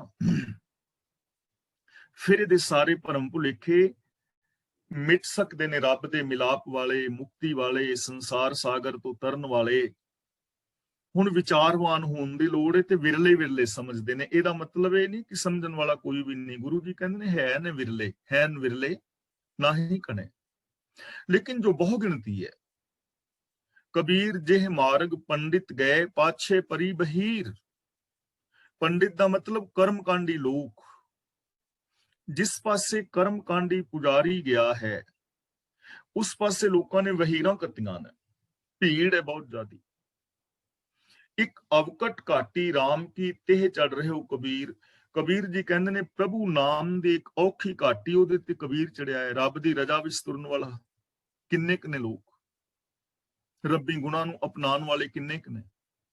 ਬਾਕੀ ਤੇ ਕਰਮਕਾਂਡੀ ਨੇ, ਤੀਰਥਾਂ ਤੇ ਭੀੜ ਹੈ, ਵਰਤ ਨਰਾਤਿਆਂ ਦੀ ਭੀੜ ਹੈ, ਸਰਾਧਾਂ ਦੀ ਭੀੜ ਹੈ, ਸਗਰਾਂਦ ਮੱਸਿਆ ਪੂਰਨਮਾਸ਼ੀ ਮਨਾਉਣ ਵਾਲਿਆਂ ਦੀ ਭੀੜ ਮਿਲੇਗੀ ਤੁਹਾਨੂੰ, ਕਰਮਕਾਂਡ ਕਰਨ ਵਾਲਿਆਂ ਦੀ ਭੀੜ ਮਿਲੇਗੀ, ਜਪ ਤਪ ਸੰਜਮ ਸਾਧਨ ਵਾਲਿਆਂ ਦੀ ਭੀੜ ਮਿਲੇਗੀ, ਡੇਰਿਆਂ ਦੇ ਉੱਤੇ ਭੀੜ ਮਿਲੇਗੀ, ਬਾਬਿਆਂ ਦੇ ਡੇਰਿਆਂ ਤੇ ਭੀੜ ਮਿਲੇਗੀ, ਤੇ ਸੱਚ ਦੇ ਰਾਹ ਤੇ ਤੁਰਨ ਵਾਲੇ।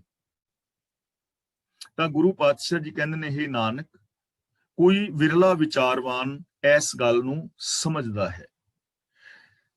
ਅਗਲਾ ਬਚਨ ਗੁਰੂ ਪਾਤਸ਼ਾਹ ਜੀ ਕਰ ਰਹੇ ਨੇ, ਸਵਾਲ ਕੀਤਾ ਸਿੱਧਾ ਨੇ ਗੁਰੂ ਸਾਹਿਬ ਜੀ ਦੇ ਅੱਗੇ, ਇਹ ਮਨ ਮੈਗਲ ਕਹਾਂ ਬਸੀ ਅਲੇ, ਕਹਾਂ ਬਸੈ ਇਹ ਪਵਨਾ।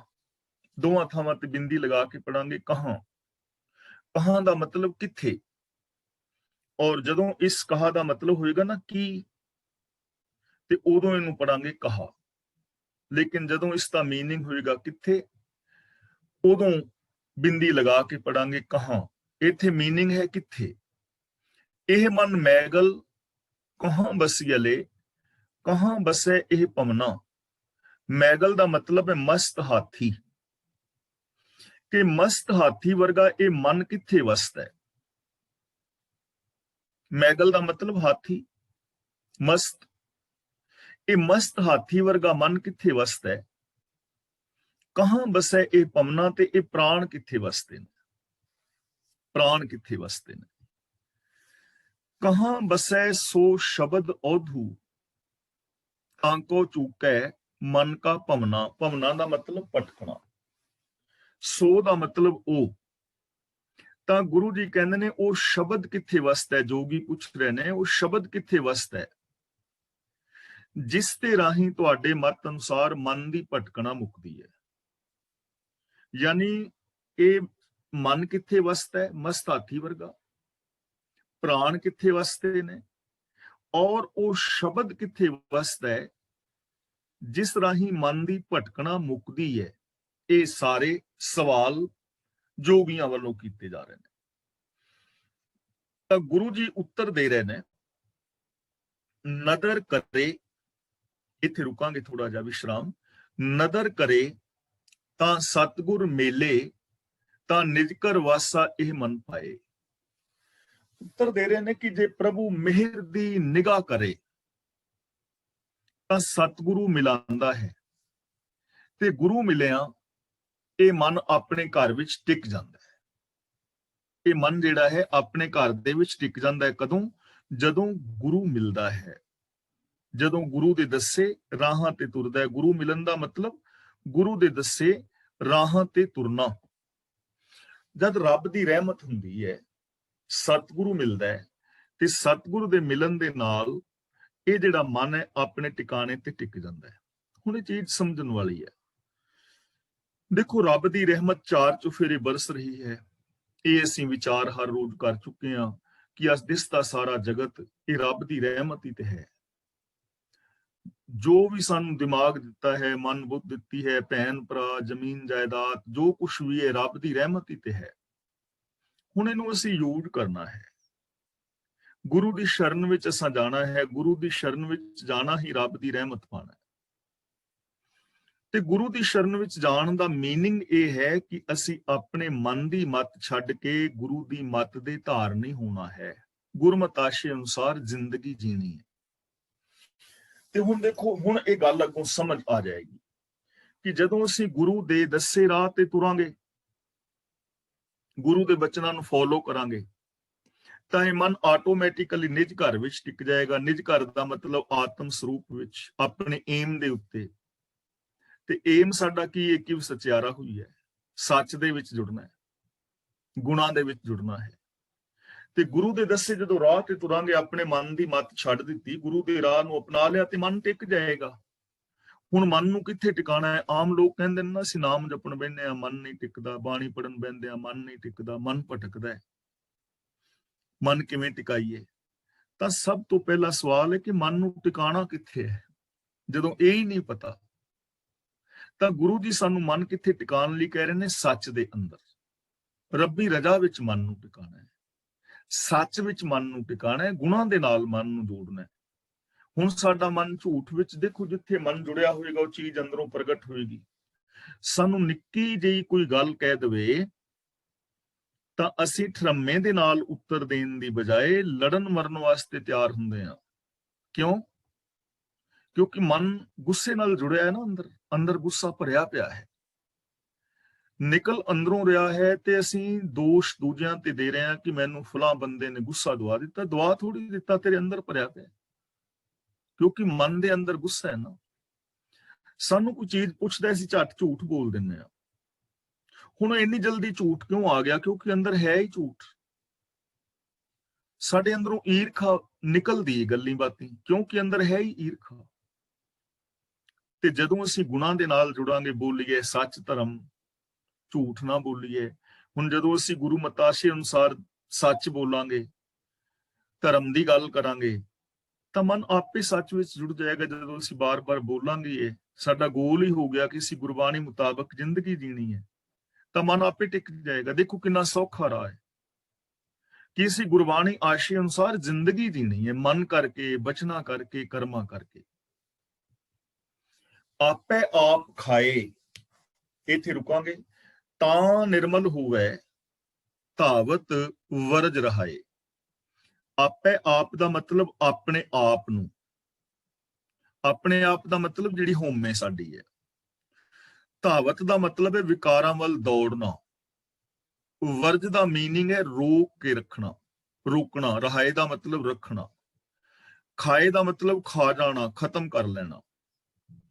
ਹੁਣ ਜਦੋਂ ਕੋਈ ਮਨੁੱਖ ਗੁਰੂ ਦੇ ਹੁਕਮ ਵਿੱਚ ਤੁਰ ਕੇ ਆਪਣੇ ਆਪ ਨੂੰ ਖਾ ਜਾਂਦਾ ਹੈ, ਆਪਣੇ ਆਪ ਨੂੰ ਜਦੋਂ ਮਨ ਖਾ ਜਾਂਦਾ ਹੈ, ਮਨ ਆਪਣੇ ਆਪ ਨੂੰ ਖਾਣ ਦਾ ਮਤਲਬ ਕਿ ਆਪਣੇ ਵਿਕਾਰ ਖਤਮ ਕਰ ਲੈਂਦਾ ਹੈ। ਜਿਹੜੇ ਵਿਕਾਰ ਨੇ ਈਰਖਾ, ਦਵੇਸ਼, ਵੈਰ, ਵਿਰੋਧ, ਈਗੋ ਵਗੈਰਾ ਜਦੋਂ ਇਹਨੂੰ ਖਤਮ ਕਰ ਲੈਂਦਾ ਹੈ, ਯਾਨੀ ਮਨੁੱਖ ਜਦੋਂ ਮਨ ਦੇ ਪਿੱਛੇ ਤੁਰਨ ਦੀ ਬਜਾਏ ਗੁਰੂ ਦੇ ਹੁਕਮ ਅਨੁਸਾਰ ਜ਼ਿੰਦਗੀ ਜੀਂਦਾ ਹੈ, ਤਾਂ ਨਿਰਮਲ ਹੋਵੇ, ਤਾਂ ਇਹ ਮਨ ਨਿਰਮਲ ਹੋ ਜਾਂਦਾ ਹੈ, ਇਹਦੀ ਸੋਚ ਨਿਰਮਲ ਹੋ ਜਾਂਦੀ ਹੈ, ਇਹਦੇ ਬੋਲ ਨਿਰਮਲ ਹੋ ਜਾਂਦੇ ਨੇ, ਇਹਦਾ ਵਿਹਾਰ ਨਿਰਮਲ ਹੋ ਜਾਂਦਾ ਹੈ। ਧਾਵਤ ਵਰਜ ਰਹਾਏ, ਤੇ ਫਿਰ ਮਨੁੱਖ ਜਿਹੜਾ ਹੈ ਨਾ, ਇਹ ਆਪਣੇ ਮਨ ਨੂੰ ਵਿਕਾਰਾਂ ਵੱਲੋਂ ਦੌੜਨ ਤੋਂ ਰੋਕ ਲੈਂਦਾ ਹੈ, ਵਿਕਾਰਾਂ ਵੱਲ ਦੌੜਨ ਤੋਂ ਰੁਕ ਜਾਂਦਾ ਹੈ ਜਦੋਂ ਆਪਣੇ ਆਪੇ ਨੂੰ ਖਾ ਲੈਂਦਾ ਹੈ। ਦੇਖੋ ਸਿੰਪਲ ਗੱਲ ਹੈ, ਆਪਣੇ ਆਪੇ ਨੂੰ ਖਾਣ ਦਾ ਮਤਲਬ ਈਗੋ ਨੂੰ ਖਾ ਲੈਣਾ, ਈਗੋ ਨੂੰ ਖਤਮ ਕਰਨਾ, ਆਪਣੇ ਮਨ ਦੀ ਮੱਤ ਨੂੰ ਖਤਮ ਕਰਨਾ। ਹੁਣ ਮੇਰਾ ਜੀ ਕਰਦਾ ਹੈ ਸ਼ਰਾਬ ਪੀਣ ਲਈ, ਮੈਂ ਤੁਰ ਪੈਂਦਾ ਸ਼ਰਾਬ ਪੀਣ, ਜੀ ਕਰਦਾ ਫਿਲਮ ਦੇਖਣ ਲਈ ਫਿਲਮਾਂ ਵੇਖਣ, ਜੀ ਕਰਦਾ ਝੂਠ ਬੋਲਣ ਲਈ ਝੂਠ ਬੋਲਣ ਲਈ, ਜੂਆ ਖੇਲਣ ਲਈ ਜੀ ਕਰਦਾ ਜੂਆ ਖੇਲਣ ਲਈ। ਇਹ ਤੇ ਮੈਂ ਆਪਣੇ ਮਨ ਦੇ ਪਿੱਛੇ ਫਿਰ ਰਿਹਾ। ਪਰ ਜਦੋਂ ਮੈਂ ਗੁਰੂ ਦੇ ਦੱਸੇ ਰਾਹ ਰਾਹੀਂ ਆਪਣੀ ਇਸ ਮੱਤ ਨੂੰ ਖਤਮ ਕਰ ਦਿਆਂਗਾ, ਖਾ ਜਾਵਾਂਗਾ ਮਤਲਬ ਖਤਮ ਕਰ ਦਿਆਂਗਾ, ਤੇ ਗੁਰੂ ਦੀ ਮੱਤ ਅਨੁਸਾਰ ਚੱਲਾਂਗਾ, ਫਿਰ ਨਸ਼ਿਆਂ ਵੱਲ ਮਨ ਨਹੀਂ ਦੌੜੇਗਾ ਨਾ, ਝੂਠ ਵੱਲ ਨਹੀਂ ਦੌੜੇਗਾ, ਫਿਰ ਸੱਚ ਬੋਲੇਗਾ, ਫਿਰ ਪ੍ਰੇਮ ਦੇ ਨਾਲ ਜੀਵਾਂਗਾ, ਫਿਰ ਕਿਸੇ ਦਾ ਸਹਿਯੋਗ ਕਰਾਂਗਾ, ਕਿਸੇ ਦੇ ਹੱਕ ਨਹੀਂ ਖਾਵਾਂਗਾ। ਤਾਂ ਆਪੇ ਆਪ ਖਾਏ ਸਭ ਤੋਂ ਪਹਿਲਾਂ ਆਪਣੀ ਮੱਤ ਨੂੰ ਜਿਹੜਾ ਖਤਮ ਕਰ ਲੈਂਦਾ ਹੈ, ਗੁਰੂ ਦੀ ਮੱਤ ਦਾ ਧਾਰਨੀ ਹੋ ਜਾਂਦਾ ਹੈ, ਉਹ ਇਨਸਾਨ ਨਿਰਮਲ ਹੋ ਜਾਂਦਾ ਹੈ। ਉਹ ਆਪਣੇ ਮਨ ਨੂੰ ਵਿਕਾਰਾਂ ਵੱਲੋਂ ਦੌੜਦਿਆਂ ਰੋਕ ਲੈਂਦਾ ਹੈ। ਹੁਣ ਇਸ ਦੌੜ ਦੇ ਮਨ ਨੂੰ ਰੋਕਣ ਲਈ ਸਮਾਧੀਆਂ ਲਾਉਣ ਦੀ ਲੋੜ ਥੋੜਾ ਪਈ ਇੱਥੇ। ਇੱਕ ਵੀ ਗੱਲ ਨਹੀਂ ਕਰ ਰਿਹਾ ਸਮਾਧੀ ਲਾਉਣ ਦੀ, ਇੱਕ ਵਾਰੀ ਵੀ ਨਹੀਂ ਕਿਹਾ ਵੀ ਬਹਿ ਕੇ ਮਾਲਾ ਫੇਰੋਗੇ ਤਾਂ ਮਨ ਰੁਕੇਗਾ। ਸਿੱਧੀ ਸਾਫ਼ ਸੁਥਰੀ ਗੱਲ, ਸੌਖੀ ਗੱਲ ਕਿ ਗੁਰੂ ਦੇ ਗਿਆਨ ਮੁਤਾਬਕ ਜ਼ਿੰਦਗੀ ਜੀਣੀ ਹੈ, ਗਿਆਨ ਗੁਰੂ ਦੀ ਅਗਵਾਈ ਦੇ ਵਿੱਚ ਜੀਵਨ ਬਤੀਤ ਕਰਨਾ ਹੈ, ਮਨ ਨਿਰਮਲ ਹੋ ਜਾਏਗਾ, ਸੋਚ ਨਿਰਮਲ ਹੋ ਜਾਏਗੀ, ਵਿਕਾਰਾਂ ਵੱਲ ਦੌੜਨ ਤੋਂ ਰੁਕ ਜਾਏਗਾ। ਕਿਉਂ ਮੂਲ ਪਛਾਣੈ ਆਤਮ ਜਾਣੈ, ਕਿਉਂ ਸਸ ਕਰ ਸੂਰ ਸਮਾਵੈ।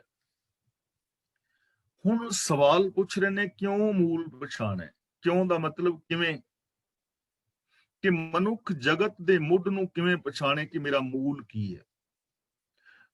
ਆਤਮ ਜਾਣੈ, ਆਤਮ ਦਾ ਮਤਲਬ ਆਪਣਾ ਆਪਾ, ਆਪਣੇ ਆਪੇ ਨੂੰ ਇਹ ਬੰਦਾ ਕਿਵੇਂ ਸਮਝੇ।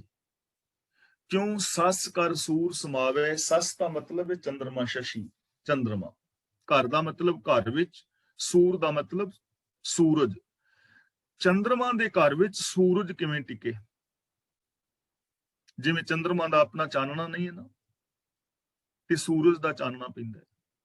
ਤਾਂ ਗੁਰੂ ਜੀ ਕਹਿ ਰਹੇ ਨੇ, ਜੋਗੀ ਪੁੱਛ ਰਹੇ ਨੇ ਗੁਰੂ ਜੀ ਤੋਂ, ਕਿਉਂ ਮੂਲ ਪਛਾਣੈ ਆਤਮ ਜਾਣੈ, ਕਿਉਂ ਸਸ ਕਰ ਸੂਰ ਸਮਾਵੈ, ਕਿ ਕਿਵੇਂ ਮਨੁੱਖ ਜਗਤ ਦੇ ਮੁੱਢ ਮੂਲ ਨੂੰ ਸਮਝੇ, ਆਪਣੇ ਆਪੇ ਨੂੰ ਇਹ ਕਿਵੇਂ ਸਮਝੇ, ਔਰ ਚੰਦਰਮਾ ਦੇ ਘਰ ਦੇ ਅੰਦਰ ਸੂਰਜ ਕਿਵੇਂ ਸਮਾ ਜਾਏ। ਭਾਵ ਕਿ ਜੋ ਸ਼ੀਤਲ ਮਨ ਹੈ ਉਹਦੇ ਅੰਦਰ ਗਿਆਨ ਦਾ ਪ੍ਰਕਾਸ਼ ਕਿਵੇਂ ਹੋਵੇ, ਠੰਡੇ ਔਰ ਸ਼ੀਤਲ ਮਨ ਦੇ ਅੰਦਰ, ਹਨੇਰੇ ਮਨ ਦੇ ਅੰਦਰ ਗਿਆਨ ਦਾ ਪ੍ਰਕਾਸ਼ ਕਿਵੇਂ ਹੋਵੇ। ਗੁਰੂ ਜੀ ਕਹਿੰਦੇ ਨੇ ਗੁਰਮੁਖ ਹਉਮੈ ਵਿੱਚੋਂ ਖੋਵੈ, ਤੋ ਨਾਨਕ ਸਹਿਜ ਸਮਾਵੇ। ਤੇ ਉੱਤਰ ਦੇ ਰਹੇ ਨੇ, ਜੋ ਮਨੁੱਖ ਗੁਰੂ ਦੇ ਹੁਕਮ ਵਿੱਚ ਤੁਰ ਕੇ ਆਪਣੇ ਅੰਦਰੋਂ ਹਉਮੈ ਦੂਰ ਕਰ ਲੈਂਦਾ ਹੈ, ਤੋ ਨਾਨਕ ਸਹਿਜ ਸਮਾਵੇ, ਤਦੋਂ ਹੀ ਨਾਨਕ ਉਹ ਸਹਿਜ ਅਵਸਥਾ ਵਿੱਚ ਟਿਕ ਜਾਂਦਾ ਹੈ। ਤੇ ਸਹਿਜ ਅਵਸਥਾ ਦਾ ਮਤਲਬ ਹੈ ਮਨ, ਬਚਨ ਔਰ ਕਰਮ ਦੀ ਇਕਸਾਰਤਾ। ਗੁਰੂ ਦੇ ਦੱਸੇ ਰਾਹ ਤੇ ਚੱਲ ਕੇ, ਗੁਰੂ ਗਿਆਨ ਮੁਤਾਬਕ ਜ਼ਿੰਦਗੀ ਜੀ ਕੇ ਜਦੋਂ ਬੰਦਾ ਆਪਣੀ ਹਉਮੈ ਨੂੰ ਗਵਾ ਲੈਂਦਾ ਹੈ, ਹਉਮੈ ਨੂੰ ਖਤਮ ਕਰ ਦਿੰਦਾ ਹੈ, ਚਾਹੇ ਉਹ ਇਨਫੀਰੀਓਰਿਟੀ ਕੰਪਲੈਕਸ ਹੈ, ਚਾਹੇ ਉਹ ਸੁਪਰੀਓਰਿਟੀ ਕੰਪਲੈਕਸ ਹੈ, ਮੇਰ ਤੇਰ ਦੇ ਵਿਤਕਰੇ ਨੇ, ਮਨ ਦੀ ਮੱਤ ਹੈ, ਜਦੋਂ ਇਹਨੂੰ ਖਤਮ ਕਰ ਦਿੰਦਾ ਹੈ, ਤਾਂ ਫਿਰ ਮਨੁੱਖ ਜਿਹੜਾ ਹੈ ਆਤਮਿਕ ਅਡੋਲਤਾ ਵਿੱਚ ਟਿਕ ਜਾਂਦਾ ਹੈ, ਸਹਿਜ ਦੇ ਅੰਦਰ ਸਮਾ ਜਾਂਦਾ ਹੈ, ਮਨ ਬਚਨ ਕਰਮ ਕਰਕੇ ਇੱਕ ਹੋ ਜਾਂਦਾ ਹੈ। ਹੁਣ ਕਿਉਂ ਸਸ ਕਰ ਸੂਰ ਸਮਾਵੇ, ਕਿਉਂ ਮੂਲ ਪਛਾਣੇ, ਇਹਦੀ ਵਿਚਾਰ ਅਸੀਂ ਕੱਲ ਨੂੰ ਕਰਾਂਗੇ। ਅੱਜ ਦੀ ਇਸ ਵਿਚਾਰ ਵਿੱਚ ਜੇ ਕਿਸੇ ਵੀਰ ਭੈਣ ਨੇ ਕੋਈ ਸਵਾਲ ਕਰਨਾ ਹੋਵੇ ਤਾਂ ਉਹ ਸਵਾਲ ਕਰ ਸਕਦਾ ਹੈ। ਜੇ ਕਿਸੇ ਵੀਰ ਭੈਣ ਨੇ ਆਪਣੇ ਵਿਚਾਰ ਦੇਣੇ ਨੇ ਤਾਂ ਉਹ ਆਪਣੇ ਵਿਚਾਰ ਦੇ ਸਕਦਾ ਹੈ। ਹੁਣ ਅਗਲੀ ਕਾਰਵਾਈ ਵੀਰ ਤਰਲੋਚਨ ਸਿੰਘ ਜੀ ਕਰਨਗੇ।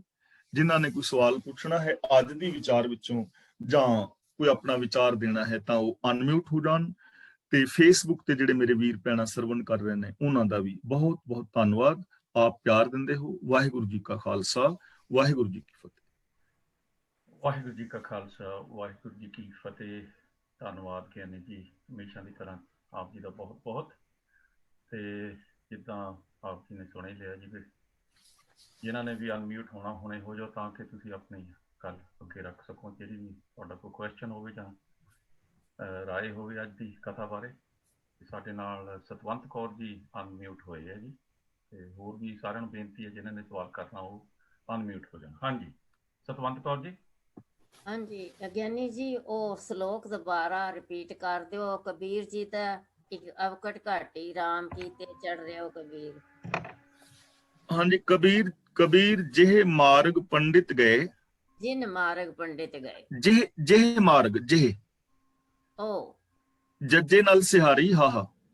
ਹਾਂਜੀ, ਬਸ ਇਹੀ ਮੈਨੂੰ ਸੁਣਿਆ ਨਹੀਂ ਸੀ। ਅੱਛਾ, ਜਿਨ ਮਾਰਗ ਜਿਹੇ ਪੰਡਿਤ ਮਾਰਗ ਪੰਡਿਤ ਗਏ, ਪਾਛੇ ਪਰੀ ਬਹੀਰ, ਹਾਂਜੀ, ਇੱਕ ਅਵਕਟ ਘਾਟੀ ਰਾਮ ਕੀ ਤੇ ਚੜ ਰਹੇ ਹੋ ਕਬੀਰ। ਥੈਂਕ ਯੂ ਜੀ, ਹੋ ਗਿਆ। ਧੰਨਵਾਦ। ਠੀਕ ਹੈ। ਇਹ ਜਿਹੜਾ ਸੀ ਹੁਣੇ ਤੁਕ ਤੁਸੀਂ ਕਹੀ ਸੀ, ਸੱਸ ਕਰ ਸੂਰ ਸਮਾਵੇ, ਇਹਦੇ ਅਰਥ ਕੱਲ ਕਰੋਗੇ ਕਿ ਹੁਣ ਦੱਸ ਦਿਓ? ਹਾਂਜੀ, ਇਹਦੇ ਅਰਥ ਅੱਗੇ ਆਣਗੇ ਨਾ, ਇਹਦਾ ਉੱਤਰ ਹੀ ਅੱਗੇ ਆ ਰਿਹਾ ਕੱਲ ਨੂੰ ਜੀ। ਠੀਕ ਹੈ ਜੀ, ਓਕੇ, ਧੰਨਵਾਦ। ਠੀਕ ਹੈ ਜੀ, ਧੰਨਵਾਦ।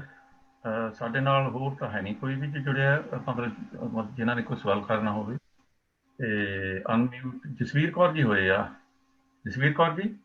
ਵਾਹਿਗੁਰੂ ਜੀ ਕਾ ਖਾਲਸਾ, ਵਾਹਿਗੁਰੂ ਜੀ ਕੀ ਫਤਿਹ। ਹਾਂਜੀ ਗਿਆਨੀ ਜੀ, ਮੈਨੂੰ ਅਘਾਈ ਦਾ ਮੀਨਿੰਗ ਤੇ ਗਰਾਸਾ ਦਾ ਮੀਨਿੰਗ ਦੱਸੋਗੇ ਪਲੀਜ਼?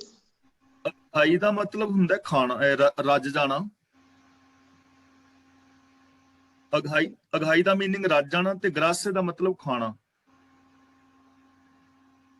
ਫਿਰ ਆਹ ਲਾਈਨ ਦਾ ਮੀਨਿੰਗ ਕੀ ਹੈ? ਸ਼ਬਦ ਰਤੇ ਅੰਮ੍ਰਿਤ ਰਸ ਪਾਇਆ। ਸ਼ਬਦ ਰਤੇ ਅੰਮ੍ਰਿਤ ਰਸ ਪਾਇਆ, ਅੱਗੇ ਕੀ ਹੈ? ਸ਼ਬਦ ਰਤੇ ਅੰਮ੍ਰਿਤ ਰਸ ਪਾਇਆ, ਸਾਚੇ ਰਹੇ ਅਘਾਈ। ਹਾਂ, ਜਿਨ੍ਹਾਂ ਨੇ ਸੱਚ ਦੇ ਨਾਲ ਜਿਹੜੇ ਰਚ ਗਏ ਨੇ ਨਾ, ਸ਼ਬਦ ਰਤੇ ਦਾ ਮਤਲਬ ਜੋ ਗੁਰੂ ਦੇ ਉਪਦੇਸ਼ ਵਿੱਚ ਰੰਗ ਲਿਆ, ਜਿਨ੍ਹਾਂ ਨੇ ਆਪਣੇ ਆਪ ਨੂੰ, ਉਹਨਾਂ ਨੇ ਆਤਮਿਕ ਜੀਵਨ ਹਾਸਲ ਕਰ ਲਿਆ। ਤੇ ਸੱਚ ਦੇ ਵਿੱਚ ਜੁੜਨ ਕਰਕੇ ਉਹ ਹਮੇਸ਼ਾ ਤ੍ਰਿਪਤ ਰਹਿੰਦੇ ਨੇ, ਰੱਜੇ ਰਹਿੰਦੇ ਨੇ, ਸੰਤੋਖ ਆ ਜਾਂਦਾ ਉਹਨਾਂ ਦੇ ਜੀਵਨ ਵਿੱਚ। ਅਘਾਈ ਦਾ ਮਤਲਬ ਰੱਜੇ ਰਹਿਣਾ, ਸੰਤੋਖੀ ਹੋ ਜਾਣਾ। ਤੇ ਗਰਾਸੇ ਦਾ ਮੀਨਿੰਗ ਕੀ ਹੋਇਆ ਫਿਰ? ਗਰਾਸੇ ਦਾ ਮਤਲਬ ਸਤਿਗੁਰੂ ਤੇ ਕਾਲ ਨਾ ਗਰਾਸੇ, ਇਹੀ ਹੈ ਨਾ? ਹਾਂਜੀ। ਗਰਾਸੇ ਦਾ ਮਤਲਬ ਖਾਣਾ ਪੀਓ ਉਹਨਾਂ ਨੂੰ ਨਾ, ਫਿਰ ਆਤਮਿਕ ਮੌਤ ਨਹੀਂ ਖਾਂਦੀ ਉਹਨਾਂ ਨੂੰ। ਠੀਕ ਹੈ ਜੀ।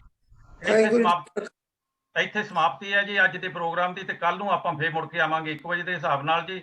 ਤੇ ਉਤਾਂ ਹੀ ਲਓ ਛੁੱਟੀਆਂ, ਬੁਲਾਓ ਫਤਿਹ। ਵਾਹਿਗੁਰੂ ਜੀ ਕਾ ਖਾਲਸਾ, ਵਾਹਿਗੁਰੂ ਜੀ ਕੀ ਫਤਿਹ। ਫਤਿਹ ਜੀ, ਫਤਿਹ।